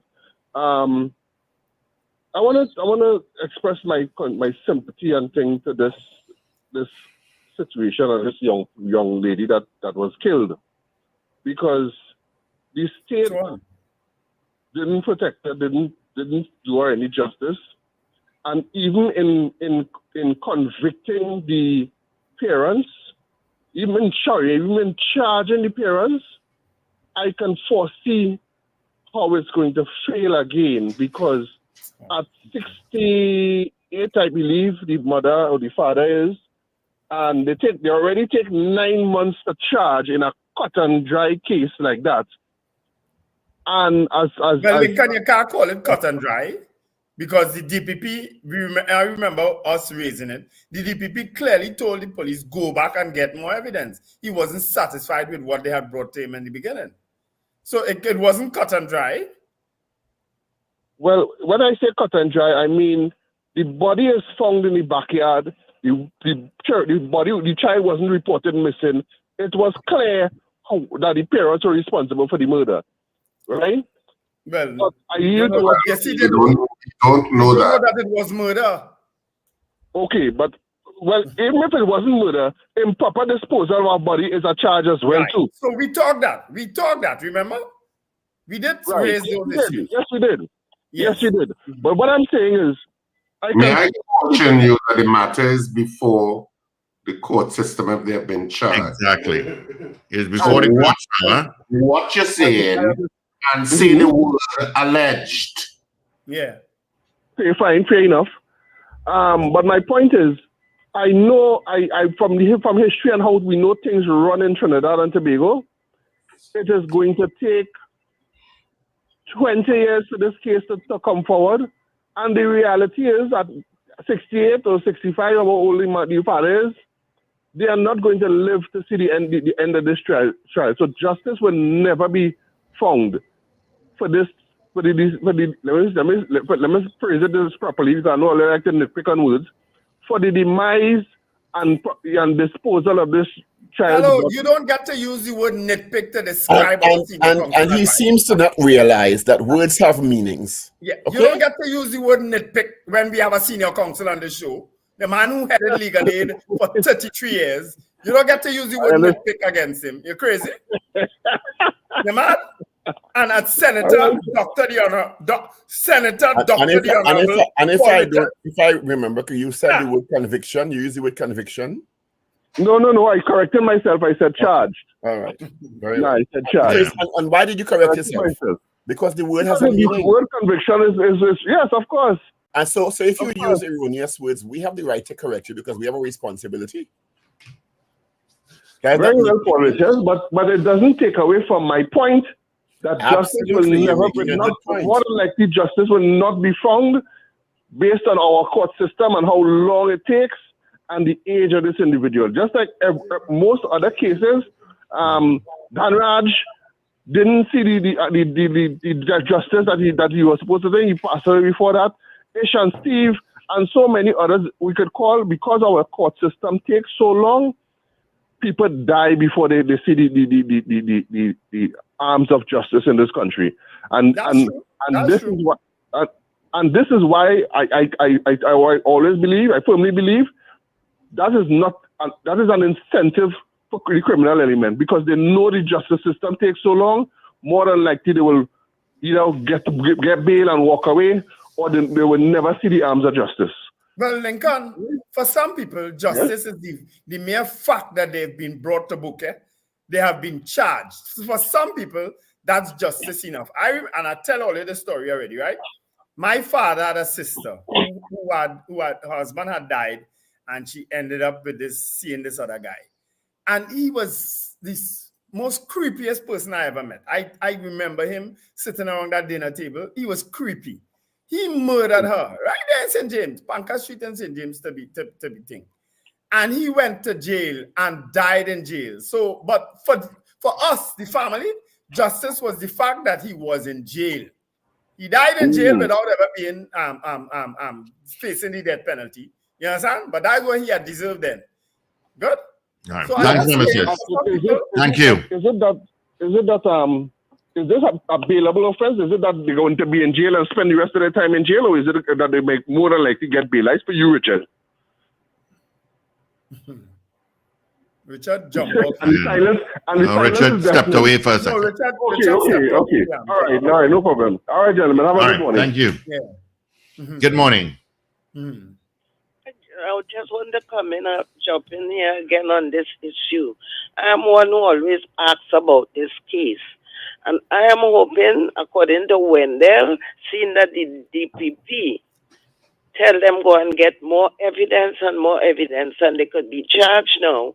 I feel that somehow, depending on the age, I'm not as pessimistic as Lincoln. I feel that something will come about very soon. You know, we always have to look at sometimes the positive side of things, man. But I want to agree with Lincoln. Yes, we know that justice takes very long in this country, court cases and so. But somehow I feel they're going to work on this one. Because that is why the DPP wanted proper evidence. That's right. It took 7 months, yeah. And taking the ages into consideration, I feel that they will work on this case very fast. So I'm not as pessimistic as Lincoln in this instance. Thank you. All right. All righty. 20 minutes before the hour of 8 o'clock. We like to nitpick with words. We have a senior man in the judiciary here on this program advising you, but you saying we like to nitpick on words? A man who making the laws in parliament here. He says he likes to say what he wants, and sometimes, very often, not always, not a lot of times, he makes some errors in the choices of words he uses, and he doesn't want to be corrected. That's all it is. Let's and take he's somebody who was, from what I could gather, law enforcement experience. Lincoln was a soldier. He said so that. He must know the difference in what the meaning of the words. But you don't think words have meanings for a reason? Lincoln protected the high and mighty in this society already. Really, he did? Put his life on the line for people. Yeah, he did. He served the country. We thank him for his service. Yeah, we do. And he makes, I enjoy Lincoln's contribution, you know, except when he bothering me on a Sunday with messages. Good morning. Good morning, Steve. Morning, dear. Good morning to birthday boy Wendell belatedly. Morning, Ms. Davidi. Good morning, Dr. Paul, and good morning to Richard. So, this I always find when something happens, there always a copycat state. With the incident with the daughter, or the mother and her 1-year-old daughter who was stabbed also by whoever, the relative. You know that's gonna happen again. And it happened twice. Yep. So when the incident happened with the police, real police this time, allegedly, I say, you see now, they always, the public against the police. In a way, technically, the public is against the police. Some of them go and try the same thing, and people feel it's the police. And those skinny walking fellas who figure they're looking like police. When I wrote it Wendell on the chat that their movement not looking like police at all. Mm-hmm. Then I say, and next set of people going to Maruga, a nice quiet village like Maruga, they're interfering with. Police, so-called fake police again. So what is wrong with these people? So they get, and you know what I found of late? Those persons who committing crime, they're not using no theater and 80 wagon again, They come in with those high-end vehicles, X-Trail, and especially black ones, the black vehicles, And I think that they get so sophisticated. So I don't know where Miss Erla Christopher or what Miss Erla Christopher can tell us. What do we do when a police approach us and we're not sure if it's police or thief? I don't know what she can say. And I find the police too silent on all these incidents concerning fake police officers. They're too silent in it. And last night I was watching the on the tape and this police officer was speaking and he's talking there, but that's only words. It's just like words. It ain't really helping you in a way because you're not feeling like, okay, you're feeling so reassured that the police are going to do something. I just fed up of how this thing is happening because the police like that no teeth. And then when then Steve, you had Gary Griffith there yesterday, and from the time Gary Griffith said, when I was there, I had this, and then I put this, and then the ticket out, and then I had this, and I. That part and all, that's just as bad for me as how this police commission acting. Are you saying that yesterday was I whole morning? Is that what you're saying? Will that ever stop? And Paul, can I ask, Dr. Paul, sorry, can I ask you a question? Yes. Your camera went off during that interview, I didn't see you. Yeah, he was there though. I'm unaware. He just be there. He's got internet problems. Richard, you asking all the questions. Richard, and I didn't hear Paul asking questions, so I say Paul probably got cut off. No, I wasn't here. I'm unaware. Richard, happy retirement. Thank you. Retirement. Okay, so you all have a wonderful day. Bye. All right, thank you. All my lines are lit up. Good morning. Yes. Good morning. Good morning. That lady made a point that I was looking at for a while. These vehicles that these people come with, where these fellas getting these kind of vehicles? They're renting it, or what is the issue? If you notice the kind of vehicles, I saw a drive-by and always these kind of high-end vehicles. Where they getting these vehicles from? It's not like they're stealing it. Little fellas will be saying I have no money and coming with a little tida and it is saying something. And if it's rental vehicles, it is very easy to trace as to know who would have rented the vehicle. Most of the cars are stolen. And things like that. But Steve, one second, I call her. They're reporting the vehicle stolen. And that's what I'm saying. Why hasn't the police come to us and say, listen, we have tracked the vehicles involved in that abduction. They were using false number plates. They were stolen. Say something. The vehicles are obvious. The number plates are obvious. Have we heard anything yet? No. No. Coming out with the kind of vehicles they're using. That lady made a very good observation because I observed that too, and I wonder what is happening with that. That is saying something. Thank you, folks. Yeah, take care. They have said nothing to reassure people that these were in fact people acting as police, vehicles that were stolen, vehicles that were using false numbers. They have said nothing. Yeah. Good morning, caller. Morning, beloved. Morning. Hello? Yes, morning. Go ahead. Is it I am on the phone line? Is it? Go ahead, Morning, caller. Good morning, Shalom. Oh, Yeah, more pleasant morning to the host. Morning. Morning, are you hearing me? Yes, we are listening to us on phone. Morning, morning, beloved. Yeah, I'm looking at the all of what is being said, but my contribution really, yeah, I believe that legislation, seeing that we have a representative here in Parliament, this is not an issue of casting aspersions, different politicians and who in power. What I'm looking at really is legislation in place for people who are caught for being in possession of police uniforms, guns, and areas of kidnapping. I believe that legislation, just how they went to Parliament and they revisited the issue of murder for bail after Privy Council have ruled, they went back to Parliament and they have had dutifully the support of the opposition. And they were able to revisit the laws regarding bail and set things in place. And our beloved president signed off on that. So I'm looking at, a deterrent would be a good deterrent. No bail after, we know they'll be arrested soon. No bail for when one is being caught in possession of police uniform, illegal guns, kidnapping. No bail. And the penalty should be lifetime.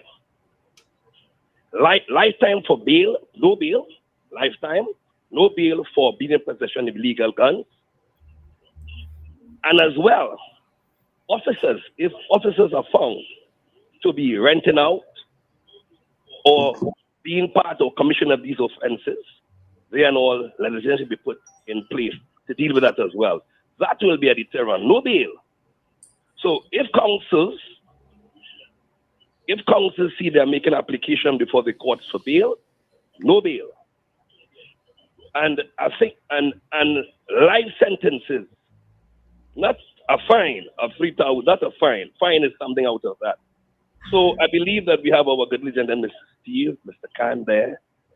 I believe this is the area that should be addressed. And I believe they should have the support and have it dealt with. Have a blessed day, gentlemen. Thank you, sir. All right, Bob. Thank you. Have a great day, New York. Good to hear a fresh voice. Yeah. Good morning. Good morning. Good morning, gentlemen. I think for housebreaking and anything simpler than that, they should start no bail for 30 years. Once they hear if they break in and come to court, is no bail for 30 years, and everything else is no bail, period. That might be a good deterrent. Steve, is it possible for you to give Richard my number? I need to discuss a 1989 something with Richard to jog his memory. Now he resigned. Have a good day. Richard, you can remember something. Might as well go have North Korea and live. Why would you go North Korea and live since we want no bail for anything? Yeah. Well, I'm going down that rabbit hole, but the issue of, isn't there technology that can identify people or to whatever percentile of accuracy behind masks? And if such technology does exist, do we have it? Yeah. Because you did ask Gary Griffith that yesterday. But he kind of sidestepped it. He said he couldn't talk about what the arsenal of tools the security services have. But why not? Why not? He said he couldn't. So I don't know if that exists. I am going to assume it does on some level and for some percentile of accuracy. In addition to which, Trinidad and Tobago is a small place. We like to think it's big, but it ain't big. It's a small place. Yeah, 1.4 million people. All of them fellas who come out with those police uniforms, somebody know who the hell they are. Exactly. Of course. I always say that, Richard. Because you can tell by people's body language who they are. So somebody knows. So stop and give the information to the necessary authorities. Thank you.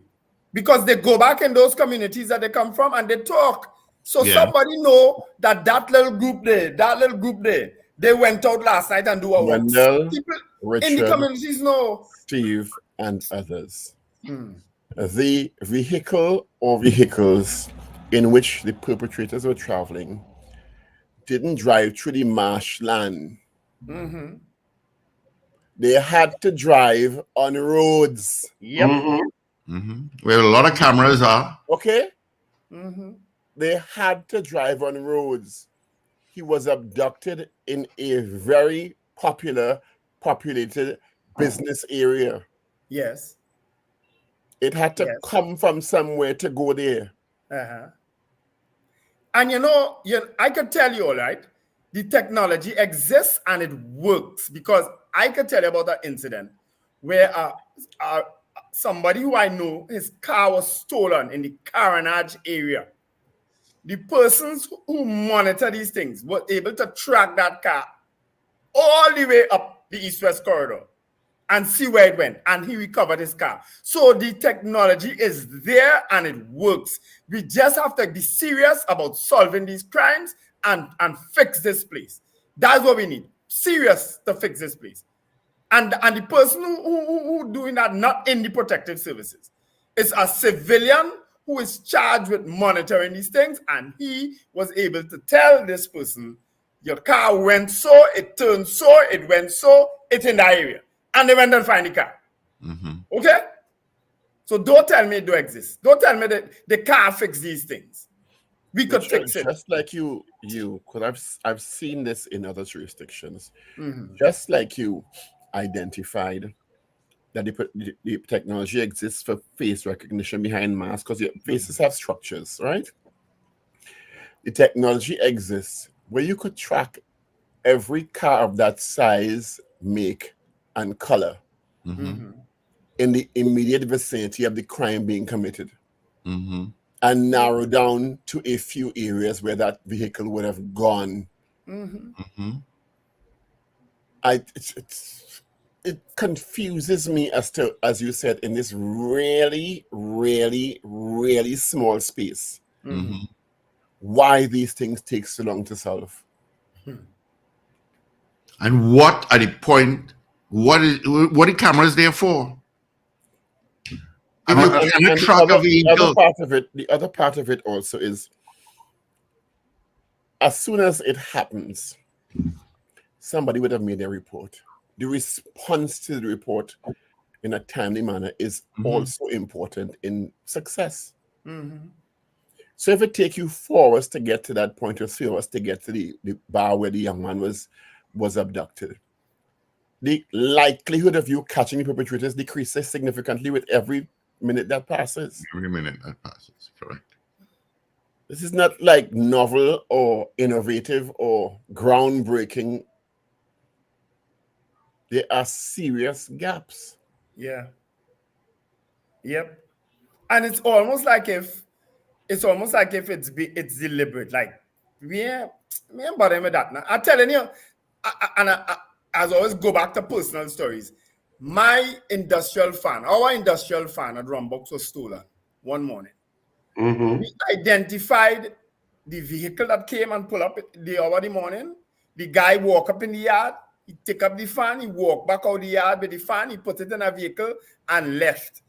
All of that, I reported to the police. The police said they can't take my word for it. They come the day in the office and they took the footage from the DVR. I have never heard from the TTPS since. So why they can't take your word for it? I have never, no, because they say they must get the evidence. But they can't take your word for it, Steve, because his word may be erroneous. Right. So they You have to go through your investigative process. Right. They came. No. So another question here. Suppose you didn't have cams. Well, again. Not everybody has cameras, you know. They got the footage of the DVR, and I have never heard from the TTPS up to today. Never since that day. That they removed, that they came and left with that footage. Never heard from them. Never. I did my own investigation as to who the vehicle belonged to, what it does do. I do all that myself. I've never heard from the TTPS since. I never recovered my fan that I imported into this country. I didn't buy You know it here. why? Because they decide that that's not important. Yeah. Exactly. That's what it is. They decide that that's not important. Yeah. And it is. And they don't understand why it is. It is important because if you did the job efficiently, it instills even more confidence that you are in control and that people can't get away with doing stuff like that. Exactly. Because the same perpetrators may feel that they could go and take somebody else's stuff later on the road. Somebody else's stuff and then somebody else's stuff. And before far down the road, when the dominoes all fall, somebody get killed. Yep. All because you didn't take the footage and act on it at that point. Some innocent person might get killed later down the road. Yeah. Let's grab your final call. Good morning. Hi, good morning, gentlemen. Good morning. Morning, New York. Yeah, morning. Yes, Richard, the technology does exist. NYPD is using that technology. And another example of that technology was used was January 6th invasion at White House. They use a lot of that technology to identify a lot of those that they convict people going into the Senate and to the House and destroy this place. So that technology does exist. NYPD does use that in a lot of fighting measures with guys wearing masks. That's why in Long Island, you cannot wear a mask in Long Island unless if you're a firefighter or health worker. As a matter of fact, last week someone was charged for wearing a mask in Long Island, and they're fighting that now in the court. So yes, the technology does exist. Have a good day, gentlemen. Thanks, New York. All the best to you. God bless you all. I hope so. Thank you. Oh, it's 8 o'clock. I didn't realize it's that time already. Yeah. I was having so much fun. Anyway, happy birthday to all you October born. Tomorrow is it my niece? No, she's the 18th. Okay. Yeah. So, again, happy birthday to you, Mr. John Ferreira, my very, very good friend. One of the boys. Happy birthday to you. I'll see you lunchtime.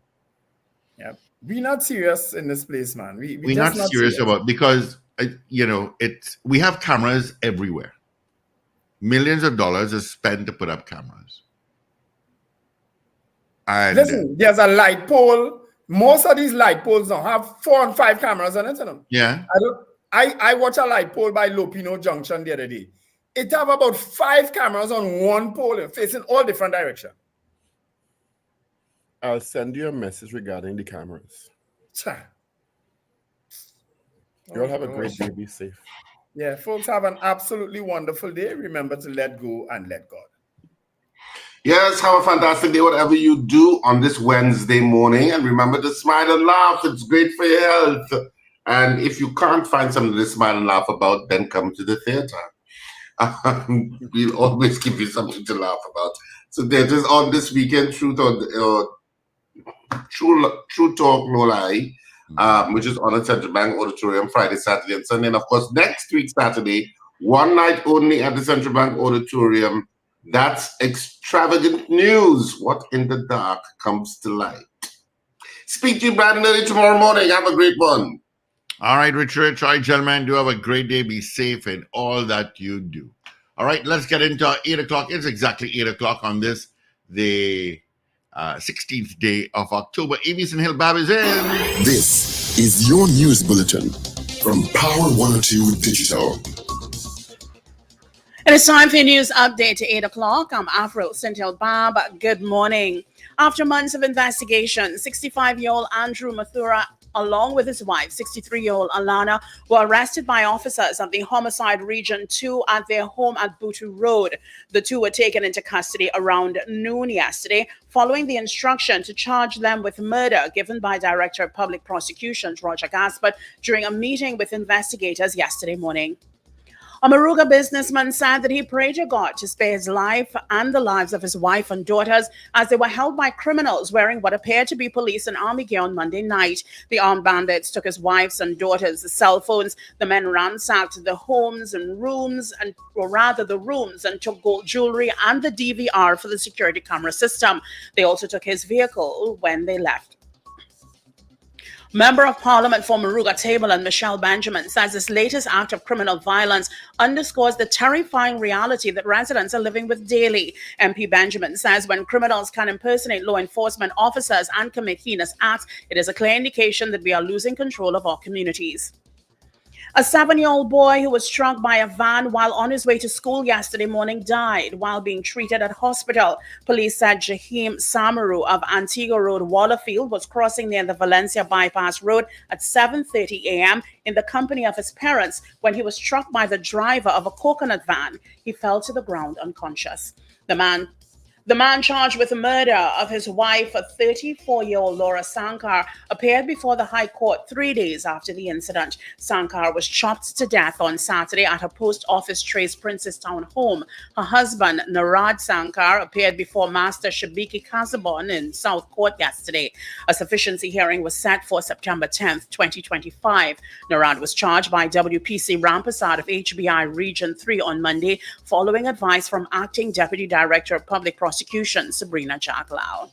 Well, that was your update to 8 o'clock. Look out for news in full at 12 noon. Up to date and credible.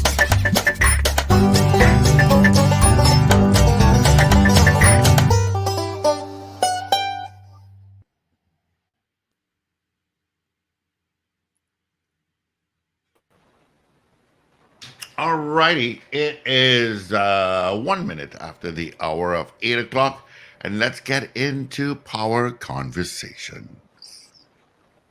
Thank you so much, Steve, and good morning, everyone. Power 102 listeners at home as well as abroad. I'm Kimiko Scott, and it's my pleasure to engage in today's Power Conversations, having been invited by your usual host, Denise Deming. And today, I'm going to be speaking with Jarrell Forbes. Thank you so much, Jarrell. She's a creative arts specialist with over 2 decades of practical experience. Ms. Forbes, a classically trained musician, also has experience in theater, television, radio, and film. She's a freelance voice talent, can be heard on several ads, jingles, house announcements, animations, live and television hosting and narrating, maybe even your favorite panyard. And she's also provided background vocals on a number of musical singles in different genres. She was working on state media, left from her own company, and she continues to expand on her mentor's work in preserving Trinidad and Tobago culture and intangible heritage through research and storytelling in different mediums. Today, I have the pleasure of engaging with her in a conversation about Calypso. Because I love to talk, Jarrell, because I don't know if people know your passion and for the art form, for Calypso. I think if they've interacted with you at all, they would have gotten the memo. But I did that lovely introduction about you, and I wonder, how do you describe yourself to people? When asked, who is Jarrell? How do you give yourself that description? It's easier to just say I'm a storyteller, and I'm able to do it through different mediums. Yes, that's the line that kind of succinct. Yeah, There's so much. And I had the challenge too when I was much younger in trying to define myself because of having experience as a student through different art forms, as you rightfully said through the bio and the intro. But it's so long-winded and you're trying to meet people and you just want a quick chit chat and just get into the conversation. And so I had a moment where I just had to sit and reflect and think to myself, what am I? What is it that I like? At one point I was pursuing Broadway, Right. and I was thinking, okay, so do you like theater? Do you like music? But I like the both. But then that doesn't make sense. What's going on? And that's when I realized, no, I just like a good story. However the story comes, because I would sit down and listen to people just talk, engage them. Some people find it weird. It's like, oh, there she goes again. But I can't help it. Minding people business. So it was easier to be like, oh, okay, that's what you are. You like stories and you're a storyteller. So yeah. And that, I think, is at the heart of Calypso, storytelling. Yeah. And I wonder if maybe that is where your passion for it comes from. Where do you think your passion for Calypso comes from? It definitely is connected to that storytelling element. But also, I was a very, and still am, I guess, very fast child, curious, inquisitive, always asking questions. And I remember thinking in my teen years, particularly, I guess that era is where I had the most consciousness. I remember thinking that people don't want to give you answers. So you ask about something and people not telling you, why, or I don't know, or is asked too much questions, or and it just became very dismissive. And so when I found people who would answer my questions and can direct me to evidence of it, whether it's through a book or I don't know, just talking to what we would now consider elders in the space. Most of the times, there will always be a calypso that can connect to it, and that really, I guess, heightened my interest in calypso because as a musician, my gosh, there's some calypsos that musically held my interest. But then when I realized that I was getting a lot of answers about Trinidad and Tobago specifically, there was a point where I felt as though we don't know, or I don't know who I am as a Trinbagonian. And you're trying to find that out, but you're just getting surface level answers, like social studies in primary school. So, when I realized that through calypsos, you're finding out what was happening. Yeah. And it's like a can of worms, a Pandora's box, a rabbit hole that you just, once you get one, you just start to go down, go down, go down. Yeah. It's like, that happened in Trinidad? What? And so that changed my thoughts, my perspective on who I am, my perspective of this nation, my, really getting to learn the history of Trinidad and Tobago. Wasn't in history classes, neither in primary nor secondary school. It was definitely in It calypso. was from the elders and it was from the songs. Yeah, and you got a fair sense after a while listening to most of the calypsos and using it to learn about Trinidad and Tobago. You also get a more realistic sense of what the society was back then. I think when you're in that unconscious state of listening to calypso, you hear any music, you hear any song, you hear any story, and there's still a disconnect to this is like this is what people were living. This is the reality of people. So the more you listen, it's almost as if you're painting in your mind through the The picture of the time. the picture of what the society was back then. And then it really makes you challenge the statement, Trinidad is a paradise. Because then it makes you have to wonder, Yeah. really? If it was, how come? Yeah. When was this exactly? If I was to pinpoint a song, I think that I was exposed to in depth that gave me that snapshot of history. I think the first one that comes to mind is Lord Blakey's Steel Pan Clash. Okay. So that people were ending up in hospital, or that fights were breaking out to such an extent in a steel pan in that environment that was the regular culture of the time. I mean, I think delving into that song and those lyrics helped me understand what was happening in the landscape. Can you give me an example of a calypso that gave you a snapshot? Just one. One? Oh, I could give you a lot, actually. I never knew that there was a gentleman called Balmond Jones. He's a promoter. And he told the country that he's bringing Sam Cooke and they're going to have this big concert. Right. And so people rushed because Sam Cooke was popular at the point in time and people rushed to buy the tickets. It was supposed to be held at Globe because we didn't have like, big stadium yet. Stage and thing and thing, right? And he apparently his character apparently was a very fat man. So he was, after the incident, he was coined the fat man. And the incident is the man take the people money and people show up in Globe and neither Sam Cooke nor Balmond Jones was there. Right? And disappear with all the money. It is alleged that he fled the country, of course. Right, of course. And the first time I heard the story, I was like, no way, that's not real. And then I realized, wait, we gullible / dotish long time because what? And then to later find out that he came back to Trinidad some years after and did it a second time. Pull another This time with scam. another. Wow. It really make you wonder. Like we think about people hear statements in Trinidad now. Look where Trinidad reach and blah, blah, blah, blah, blah, blah, blah. But then when you really listen to the detailed stories, not the hovering Surface stories, level. not the Yeah. vague things, you really get into some of the nitty gritty. You realize, no, a lot of who we are still exists. Yeah. So Bring Back the Fat Man was one. I think it was Nap Hepburn who sang that one. And then I recently found out this one, sitting with some elders, Mm-hmm. Boogsy's Watch. Do you know Right. Boogsy's Watch? By Brother Alpha. Didn't Okay. know about it. Mm-hmm. I think I discovered this one last year from Mr. Makemba and his sister.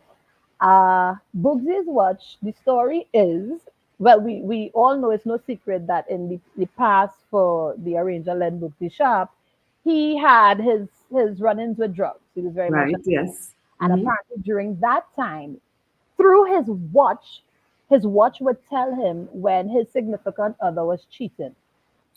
Okay. Right? Right. His watch And would so tell him. his All watch right. would tell him, right? And the story goes, which I'm told it's true. The Mm-hmm. story goes that his watch told him that his significant other was being unfaithful Mm-hmm. and it was domestic violence as a response. Oh. This is the very Boogsy that I know most of my life through Pan. You Yeah. understand? Yeah. You have Saga of a Cow by Short Pants, where Mm-hmm. cows Lego on the tarmac and Piaco and everybody And running we thought this dog incident last year was new was a thing. big deal.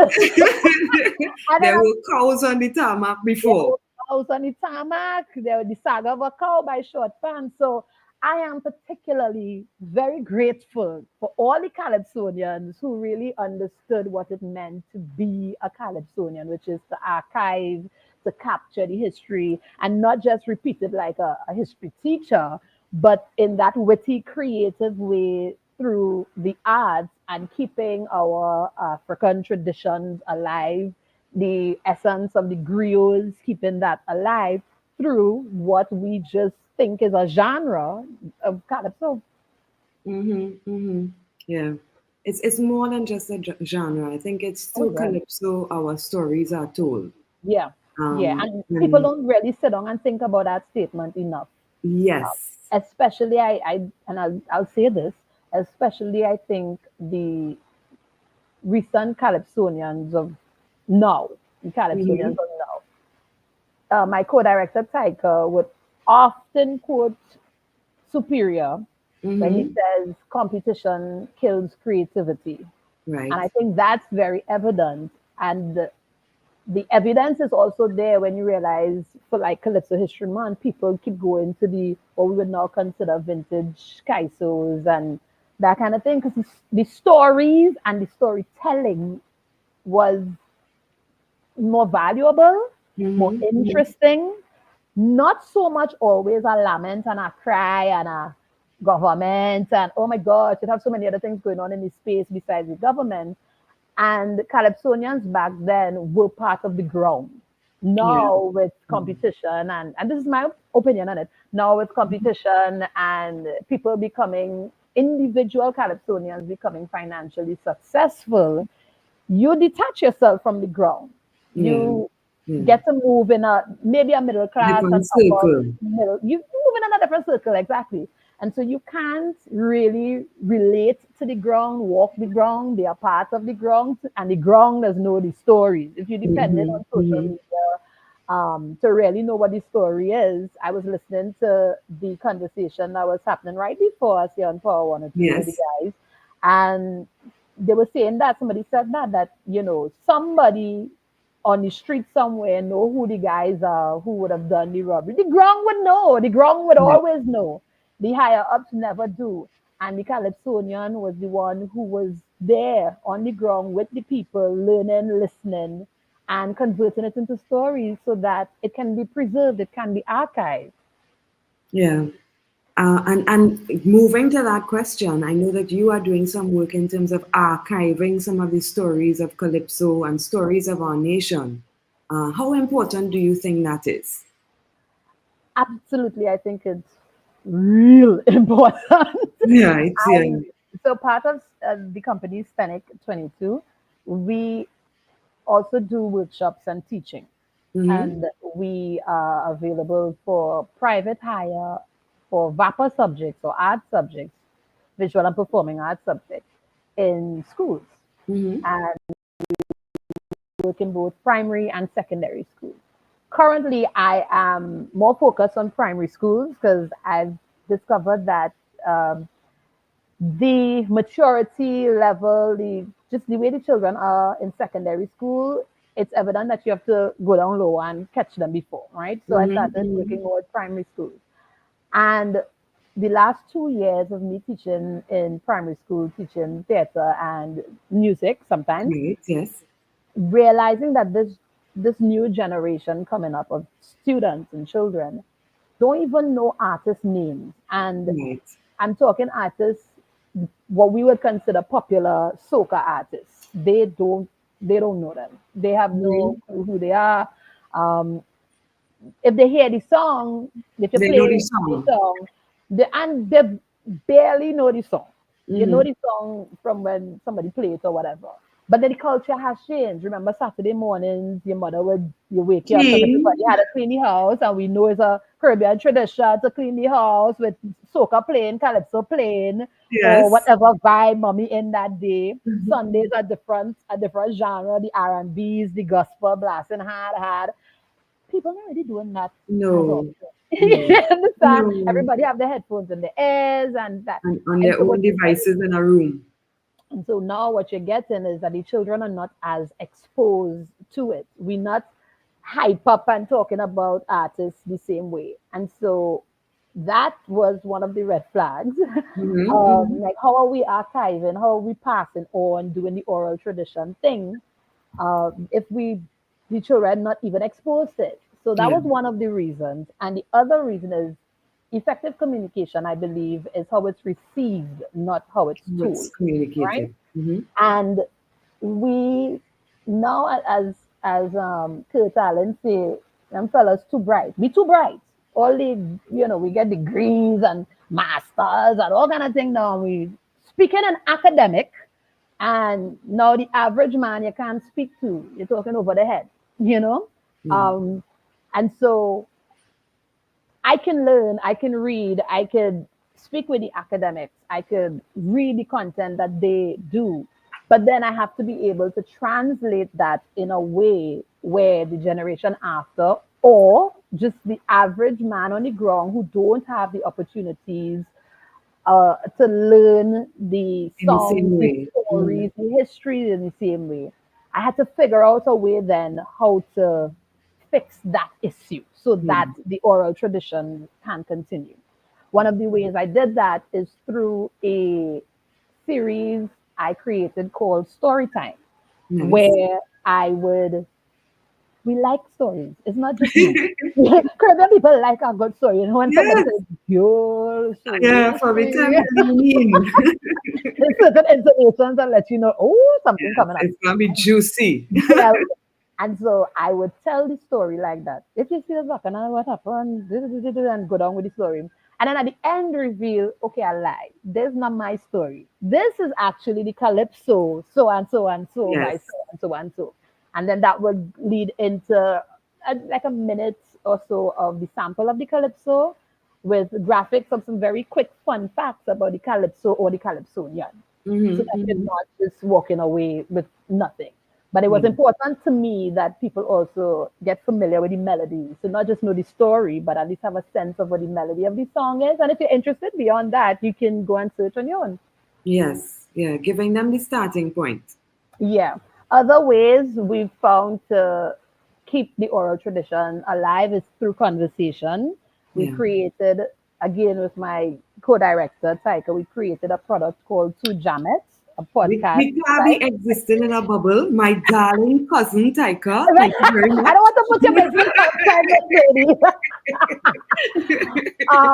Yeah, we created a show called Two Jamettes where we can talk about it because the podcasting thing, by the time you reach young adults into early adulthood, podcast, you're interested in learning things, and we tend to 20s and 30-year-olds tend to it's foreign content we consume often. So where is the local content that speaks of who we are? And so through Two Jamettes, that's how we run our our podcast that way to move. So there, but a lot of it is plenty talking. And keeping the oral tradition alive. You guys are listening to Power Conversations here on Power 102. I'm speaking with Jarrell Forbes, and heading into another idea, you hosted a radio show with Sprang Along and have, as you mentioned, sat at the feet of our elders, gathering stories. Tell me a little bit about that relationship with Sprang. We had 5 years of radio time, Mondays to Saturdays. And in a good way, I'll be very frank, we were just dumped there to fill the time. Nobody was taking us on. And when I say nobody, the heads in the station, we already have Sprang here and he gonna need an operator, so put them together and let them fill the time, right? And we knew for a fact that they weren't paying attention to us at all, which we were real grateful for. Because then we got to use, or rather I got to use that opportunity to ask all the questions. Sprang is my second mentor. Giselle Langton is my first. And she taught me a lot about the various art forms and the industry and professionalism and those, technical elements and how I should maneuver through the industries, etc. But then there were questions about the culture that, you're asking people and people don't know. They genuinely don't know. And you think because they're adults, they should know. And that wasn't the case because no one taught them either. And there's also a very strange culture with the boomers era where we don't speak. We keep our dirty laundry quiet. We sweep everything under the mat and we don't speak about it. For trauma reasons, all sorts of reasons, right? We don't speak about it. And here comes this accidental, maybe doke pairing of me and Sprang on radio. And I could ask Sprang anything, and Sprang will answer. And the thing is, he was an archivist because he was in the space. So he was hosting Calypso tents. He was sitting in those backstage places, hosting a lot of large shows. He was working on radio. He was on the ground. Working on radio, doing those interviews. And so he also tolerated my pestering. Like I've always asked, and when he gave my answer, I'll push further. But why? Girl, I don't know. Or if there really was a question that he didn't know, he would tell me up front. And I appreciated that about him. Instead of adults always trying to pretend like they know everything. And so if he really didn't know something, he would say, well, let me figure it out. And then that became that. And so our radio program became like a class for me. It was one of the main reasons why I stayed working at that space, because I was getting free classes 6 days a week. Actually 7, because the other quote-unquote lecturer for me was Short Pants. He has his culture programs on the weekend. And so sometimes Short Pants would join us and continue the conversations. The systems at the stations, they didn't have most of the Calypsos. And so I was, collecting stuff on my own, but Sprang, because he's been collecting for so long, he had a much bigger archive. Library collection.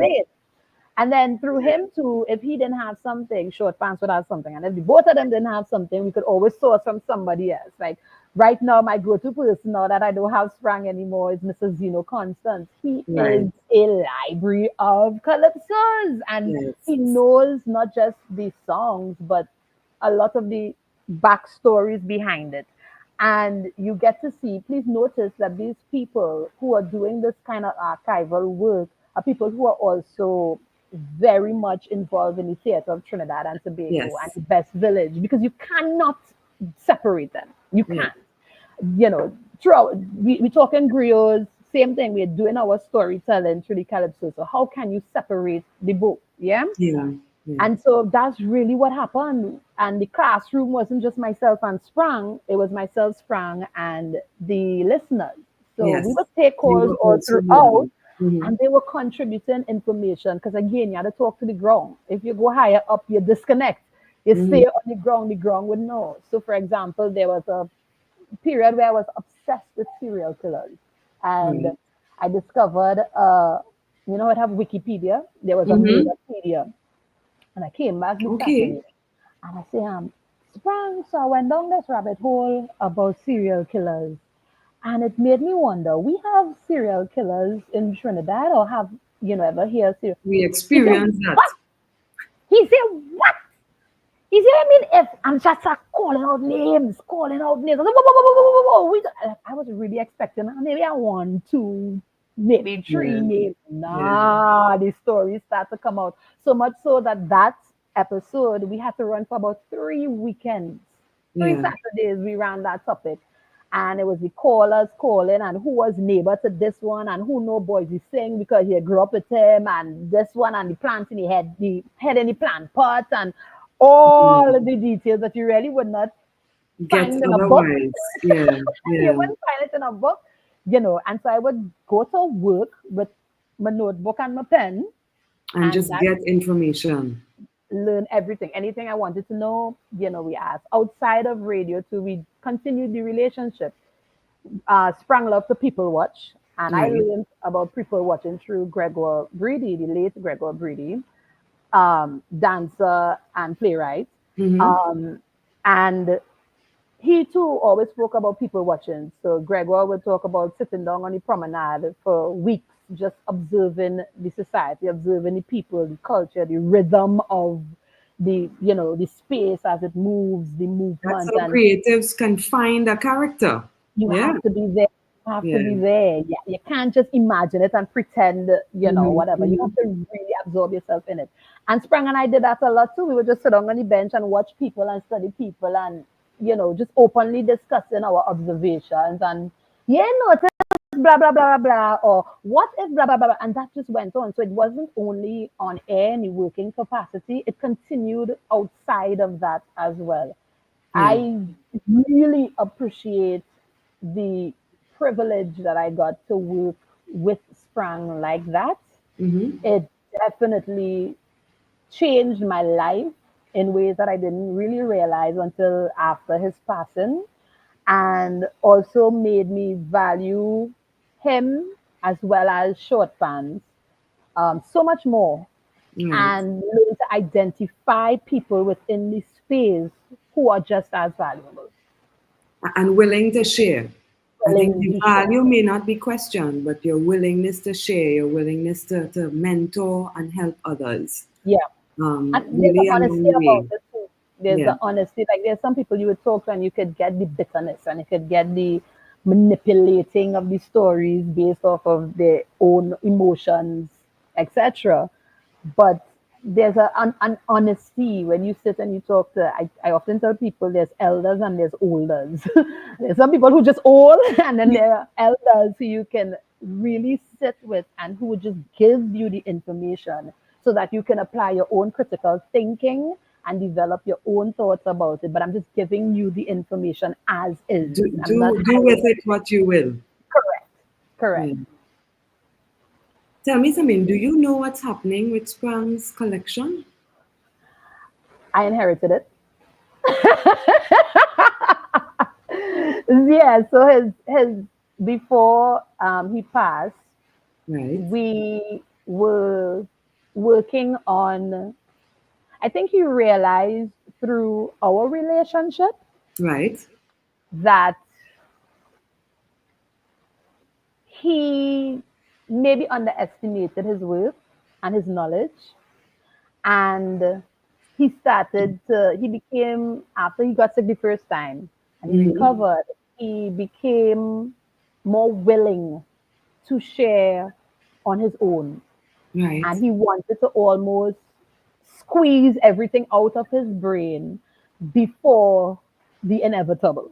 Mm-hmm. And so he would constantly message and talk about things he wants to do Right. Yeah. through his own recordings. And he was a little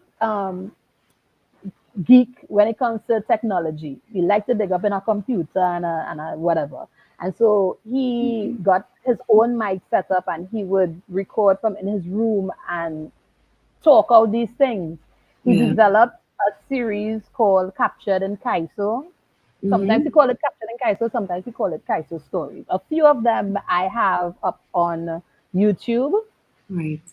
And so he would just tell these stories and the Calypsonians that archived the stories. And so he was trying to release as much as he could from his brain in that manner.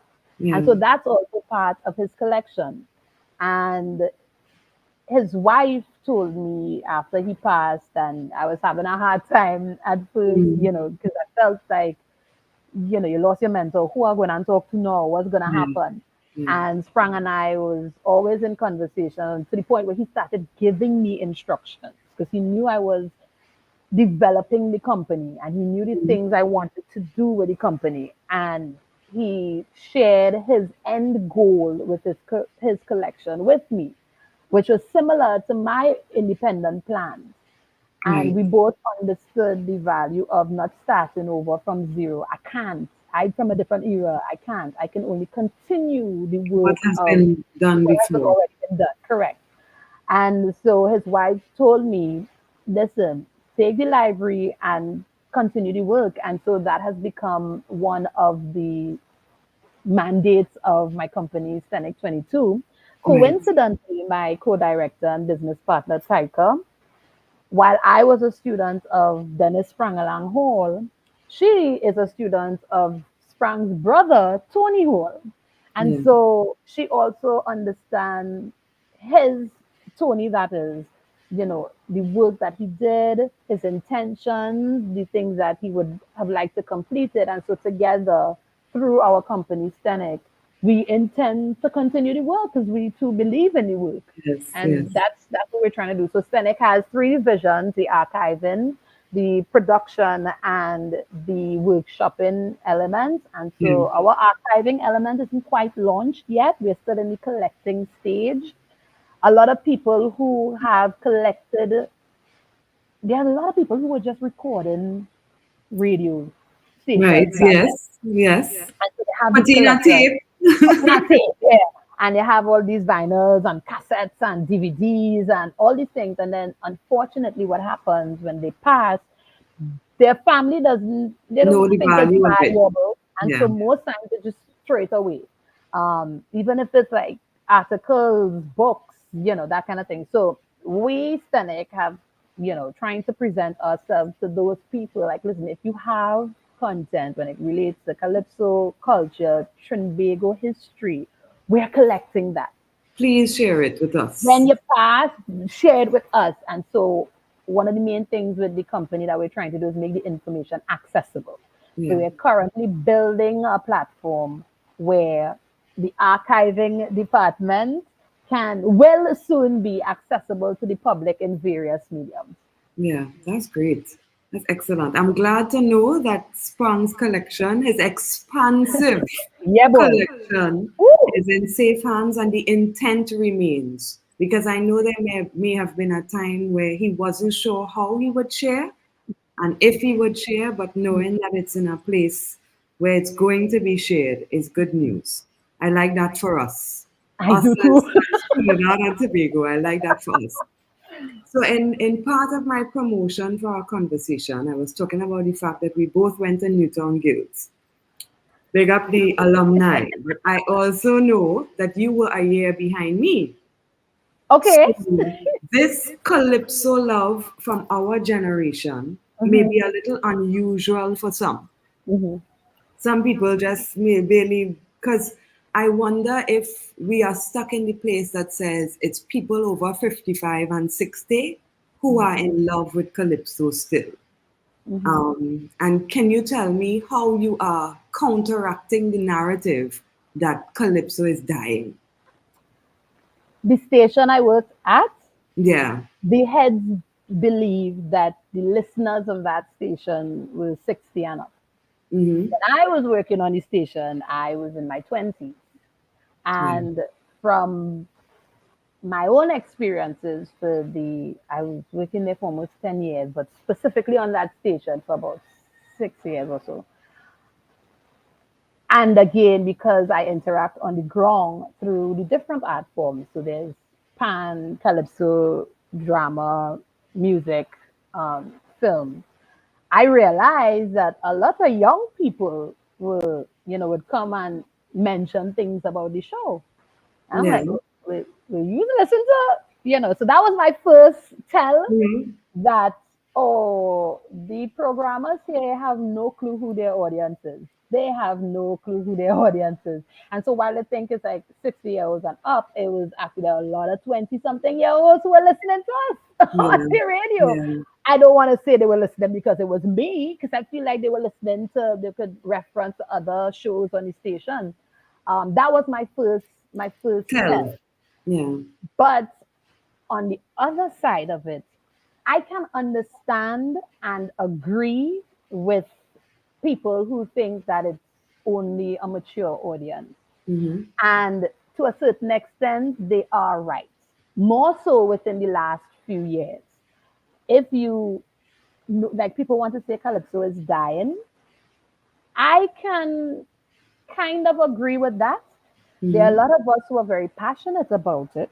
There are a lot of us who, as Christian would say, is a kaiso pyong, obsessed almost with it. Right. But if you notice our age now, we're not these young people anymore. Mm-hmm. And so people who are knowledgeable and fairly interested in Calypso, we're looking at 30 years and up. Yeah. But there's a whole 3 decades below that. What are they doing? How are we getting it to them? We haven't had Junior Calypso Monarch in a while. And everybody know if you want to continue your legacy, you have to invest in your youth. The Panyards didn't value that at one point, 10 years back, 10, 12 years back. But now, Junior Panorama is max. The Savannah is packed. So this year was the biggest numbers the organization has had in Junior Panorama. And so now they have to cater for a bigger crowd the season coming up. In the Parang world, it's mixed with young and mature folks. You're seeing young people dancing with older folks. You're seeing it. They are at the events. Those who are performing on stage, there's a mix of age groups. Those in the 20s, those in the teens, whether they're on as a musician or whatever. So you're seeing it in the other art forms. But when you go to Calypso, then you go to the tent. If you get 100 people inside, you get plenty. Yeah. Let's be honest about it. And I think the organization or the heads of the Calypso industry are being very frank, a little old and disconnected. And you don't listen. And you're not willing to grow. You're not willing to invest in your independent legacies as well as the legacy of Calypso. And a big example or proof of that is this year's Calypso Monarch competition. Yeah. Or around that time when so many people, so many Trinidadians especially, were saying that soca and Calypso is not the same thing. Right. Soca is not of Calypso. How you can be a Trinidadian or a Trinidadian and even saying those words? That tells me you don't understand the Calypso. That tells me you don't know Calypso to know how soca could come from Calypso. Yeah. When you have in Jamaica, reggae and dancehall are giving the credit to Calypso, and right here at home we have people arguing with you. That is not the same thing. That really lets you know, oh yeah, we don't really know what's going on. And if you look at, in comparison, patois as a language, because we didn't pass it on. They talk patois because they didn't want the children to know what you were saying. But when they reach a certain age, they didn't think it was important to teach them. Yeah. And so now patois is a dying or dead language. I can't say dead completely because the folks in Parliament very much keep it alive. Mhm. And Alliance Français, the French school Right. that teaches French, they also offer patois classes. But those Lloyd classes, Best Institute was also offering some patois classes. there as you well. go. So So there's small pockets, and I think that's one of the things about Trinidad and Tobago culture. Sometimes you end up seeking the pockets, yeah, seeking the areas, or finding the spaces where there are a group of like minds or an opportunity to witness magic happening. yeah. Because we may talk about the fact that the tents are not well subscribed now in Carnival, but let me also shift to the amazingness of a true tent experience. The Yeah, amazingness boy. of these background singers, the musicians, the band that plays, the MCs. That I know at one point Kaiser House had a hype man who would come out with a tambourine. The experience of being in the tent and seeing those performers live. I think about Duke in his suits. I think about Crazy with his hair blowing on stage because there's a fan almost directed straight to the hair. I think about The the drama of it building that used all to be that on made the Henry Street. experience. Yeah, yeah. Yeah, So but tell me about remember, a Calypso moment, like a stage performance that lives rent free in your mind. yeah, but we don't value, even the very Calypsonians don't value the production element that went into creating a Calypso experience. They didn't Yeah. value that. And the Calypsonians from long ago, oh, everything was a show, Papa. They're giving you all, they pulling out all the stops. Hello. Now, remember last year what they told us? They didn't want the theater in the tent. Theater had no place in the tent.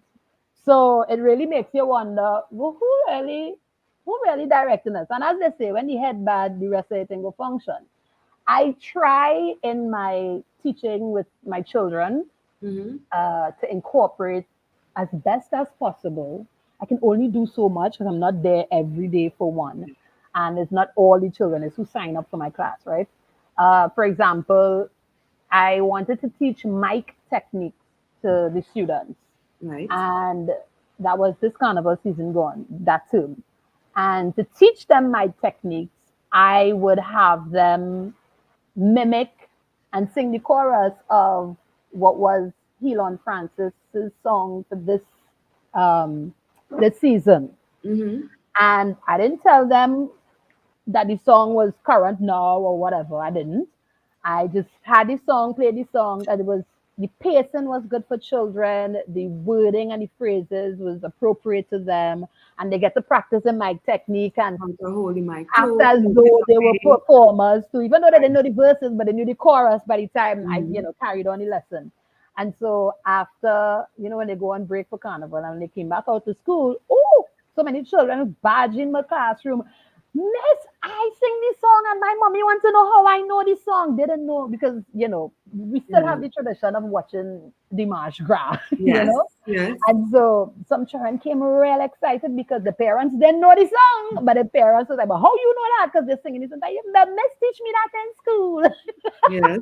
Yes. Which was my own experience in Intention. secondary school and my history teacher, Mr. Thomas. He made it his duty for us to learn Portraits of Trinidad, and that is now one of my favorite songs. Like I think it should be our national song. But because there's a teacher, if when the they say it takes a village. So when the parents don't have the information or unable to teach for whatever reason, there should be some other source somewhere. And I know it's a lot on the plate of the teachers. I shouldn't expect teachers to always do that. But understand that if it wasn't done in some way, somehow, even if it's our neighbor self, you're watching the children, they come over for a little snack, you teach them a little something. That's how it is when I go by my elders, they would just start a conversation. Oh, you know about so and so and so. You're just making conversation with them. And so that's how we can kind of keep the traditions going. But again, if you're so disconnected with your younger generation, if you're disconnected with the ground, then you're looking at the inevitable extinction of your own genre in this case. Yeah. And I think that's a champion call, maybe for idea sharing, maybe for really breaking through into a new generation for the leaders in the industry. I mean, we have people there, you know. We have people Yeah. who very much young folks, and when I say young, those in the 20s, those in the 30s. For example, you have Amrika Mutru. She's a performer. She's been doing junior calypso into big calypso every year. Amrika will put out calypso music. She was part of a soca band, Brass to the World. Also part of that is Kyle Cowie, again from junior calypso era, come all the way up. They now performing in big soca bands and doing things on their own independently. And in the case of Amrika, she's also a theater teacher in a secondary school. And so you have people who are actively working on the ground, doing or at least trying to do the work. But it's not enough when you are against people who have authority. And that's what I'm saying. The head to all. We need some young people and a sense of openness to allow the ideas that to even try, to even exist in a small way.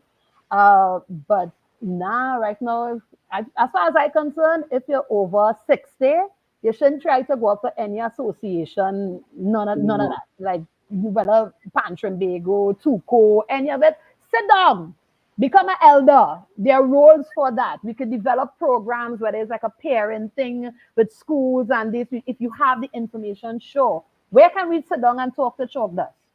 Yeah. Do you understand what I'm saying? There might be a video where he spoke to Alvin Daniel somewhere in the YouTube universe. Yeah. But you may not and then get there are that his books. one. But I know Ryan Beatrice recently did a conversation with him, so I was glad to see that happen. Yeah. It was on CNN, one of the television. One of the platforms. But notice again, it's not in the languaging or in the formats that can reach the younger generation. Yeah, still the in older the news, ones in the news. They're talking to each other. The older ones talking to each other, and they already know. They already have the appreciation. Who you're supposed to be talking to are the ones who don't know. And I think it's also connected to our culture having that self-hate still due to colonialism, of course. But because when you learn about yourself, it's a problem. And which is why too we branded ourselves the Jamets, because that is the work of the Jamets, beyond or the outskirts of society, the lower downs, the whatever. But there's a phrase, power from below. And it's important for us to realize that we get smart, we get money, we drive a nice car, we could travel the world more, we have access to nice shoes and pretty things. But to validate ourselves, we look to outside of Trinidad and Tobago. And then when it comes to speaking about who we are, our tongues seem to only know to speak ill of ourselves. And a big part of that, because we don't know the greatness that we do possess.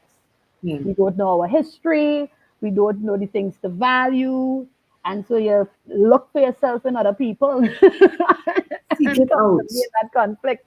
So I think maybe if there was more of a sharing between the generations and more willingness from those in authority, we can still possibly salvage Calypso as a genre. Everybody else seems to acknowledge it outside of Trinidad, seems to acknowledge it, but we don't seem to hold the same value.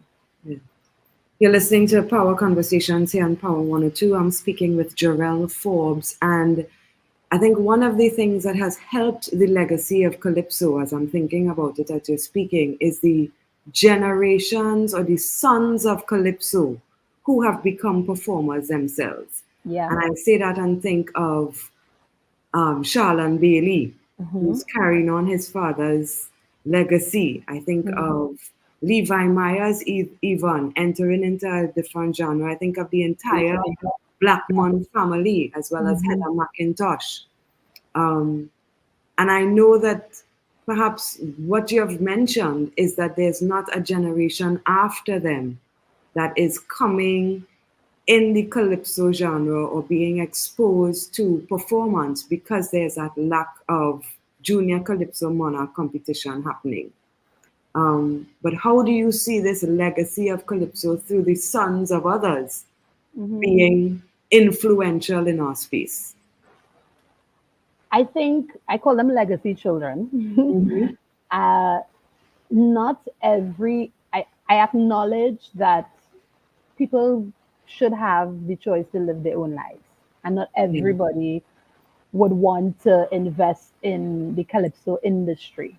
Because my daddy was a Calypsonian, I ain't think I able with that. And back when my daddy was a Calypsonian, it was more valuable to him in that era than it is now. But he was struggling too. But he was struggling too, correct, right? It's so funny that you say that. And immediately I thought of the beef between Shorty and Iowa George. And if you remember when Iowa stopped saying, how we would call calypsos with depth and value and started singing more wine and jam short sentences, right? And Shorty used the March Gras as a platform to, I think it was bullying, to bully Iowa. And it was, it was in the news with the back and forth and the whatever. And singing Sandra and them came on stage with Shorty to show the support and Shorty side of the thing and blah, blah, blah, right? Good. And Iowa George's position was that he needs to provide for his family. And he was earning more through doing the Ram type soca calypso stuff, right? And Shorty with that ain't good enough, saying, no, we have to set an example for and XYZ, right? What I did not know or did not quite understand was that in Shorty's the peak of his career, he was a superstar. Yes. Like we learned Shorty, or at least I learned Shorty. Well, yes, he was originally, singing smutty music as well. And we saying Ra Shorty I here. Yeah, Ra Shorty I, yeah. Yes. He started off singing the same smutty kind of things. What was it? Was the name of the calypso? Rules of Lovemaking or something. First time I hear that, I was like, oh, you want to say that on my ears, grosser. And then he find God and take his family and go in the bush. And so my understanding, and so he changed his narrative, his consciousness changed. And so, he went in the bush and changed his life and whatever. And so my understanding of that character was that I guess the person who was living in the countryside with as they would say, and his family and growing the land. It's only to find out, particularly when I was doing the research on the how soca started, and we call him the father of soca, which I have learned that is not true, but we digress. When he was at his peak, we talking short, he was in fur coats and penthouse living and real superstar. What we would see Beyonce and them living, that was Shorty living. And so if I fast forward now, I being close enough, his children living just like the rest of us. Yes, they're doing the music stuff. Yes, they are successful in certain ways. But then you get to see the juxtaposition between I was saying, nah, I change in this direction because it's more profitable for me and what I can provide for my family, because I want to see behind my family. And I find that that's been playing in my mind for a few, actually seeing how the legacy of it passed on. 2 years ago, we made fun of Iowa. He released a song, I can't remember the soca, and his writers was one of his son. And he's like, yo, if your son could write this, like, people would, we always have something to say, right? But his son was, wearing very expensive brands, living more than comfortably, from my understanding. And so you get to see, And why can't it be that just like Blue Ivy is an executive producer on Jay-Z's? And there you go. Why can't we see it as part of the legacy? No matter what your opinion is of the song, here it is that somebody is ensuring that their son could collect a little royalties for and as then long as understanding industry. because Yeah. industry does not, it means there's multiple roles, so you don't have to be a performer. I love Yeah. how Chrison Joseph presents his brand. So he's called Seraphim. He Yeah. is the son of Penguin, Calypsonian Mhm. Penguin, and Chrison is a classically trained vocalist, and Yeah. but he's just obsessed. He will tell you he's obsessed with Calypso, and so the way he does Calypso as a teacher to a class and the voice that goes with it. It's not anything that I would expect to hear or want to or care to see on a Dimash Grass stage in competition, but I absolutely value the work that he is doing. Yeah. In another realm, you have King Austin's son, Mr. King, who not even doing calypso, he's doing reggae. Yeah. And then his pen, he is an amazing storyteller. Not just in, like I said, not just in reggae. He could write ballads and he can sing ballads and R&B styles. And then it makes him also a really great director because he works in film and animation as well. Animation as well. And he does that. He's the son of King Austin, Yes. Progress. And so Yeah. you're seeing where I can say it too. So we spoke Short Pants and Heather, right? Yes. Heather's son is a really excellent percussionist, has Nice. a really good ear and understanding of sound and music, and how he's good at observing society, and he's still in school. Yes. He's still in school. He's And so learned the art of paying attention. right. I Yeah. remember after a performance, he came, we were backstage after a performance with Heather, and he came into the vehicle and he was saying, Mommy, why we keep coming back here? Because the last time they were there, the audio was bad and they had some mishaps with the track. This year they come back and it's the same thing. And he asked, why we Why we still keep coming coming here? back here, Why mommy? we We doing that? don't. They don't deserve us. So we're seeing where we have little producers, we have Yeah. little managers, we have, because they've been exposed enough to it. And I'm saying that we need all those elements. We need people in administration, we need people in archiving, we need people in different parts of it. That's how you create an industry and a production. Somebody might want to be a lawyer. We lack entertainment lawyers in Trinidad and Tobago. Yeah. Surprisingly, considering that we have so many art forms there. Creative art forms. Yeah. So the legacy children, you have what's his name? Second Star. Come Merchant on. Son, yeah. And so Yeah. he too is finding Kareen his Ashe. way, Yeah. finding their way Yeah. beyond just being a performer. Yes. Because Calypso, we tend to think Calypso means Calypsonian, means you have to perform. Nah, there's so many other aspects of it that you can be a There's the part of. engineer, there's the backup singer, there's the so many elements. I'm going to try to put you a little on the spot. You Ooh. mentioned Portrait of Trinidad as one of your faves. Tell me another one and why. Kitchener. Oh gosh, I can't say this. Okay, Kitchener is one of my favorite Calypsonians. Right. I cannot identify Pick a one, favorite right. Calypso, but I remember a pause raising and my eyes filling up of water trying to process pan in A minor and not being able to. Like, what is this music? Yeah. What is Yeah, this the music? maestro of steel pan songs. God, I love Kitchener's pen. Like his mind for melodies and understanding of orchestration and how to complement them so well. The simplicity of the Calypsonian writing through lyrics, complementing and playing so well the arrangements and the orchestration behind. And that's of course because there was a heavy influence from classical and the American stations back then. Yeah. But Kitchener's pen. Thank you. I appreciate you sharing that. Thank you so much. And I want to take a moment as well to wish the nation happy Calypso History Month. Yes. Enjoy the rest of it. Please share a story with a young one that you know, enlighten them. And Jarrell, tell them where they could find some of your story times on YouTube. On YouTube. Right now they are on YouTube. If you search story time, I put my name after it because of course there are plenty of story times. Yeah, so story time Jarrell Forbes and you'll find it. And you can also search Captured in Calypso and Sprang's, the few episodes that we did upload from Sprang's version of that. You can find that there as well.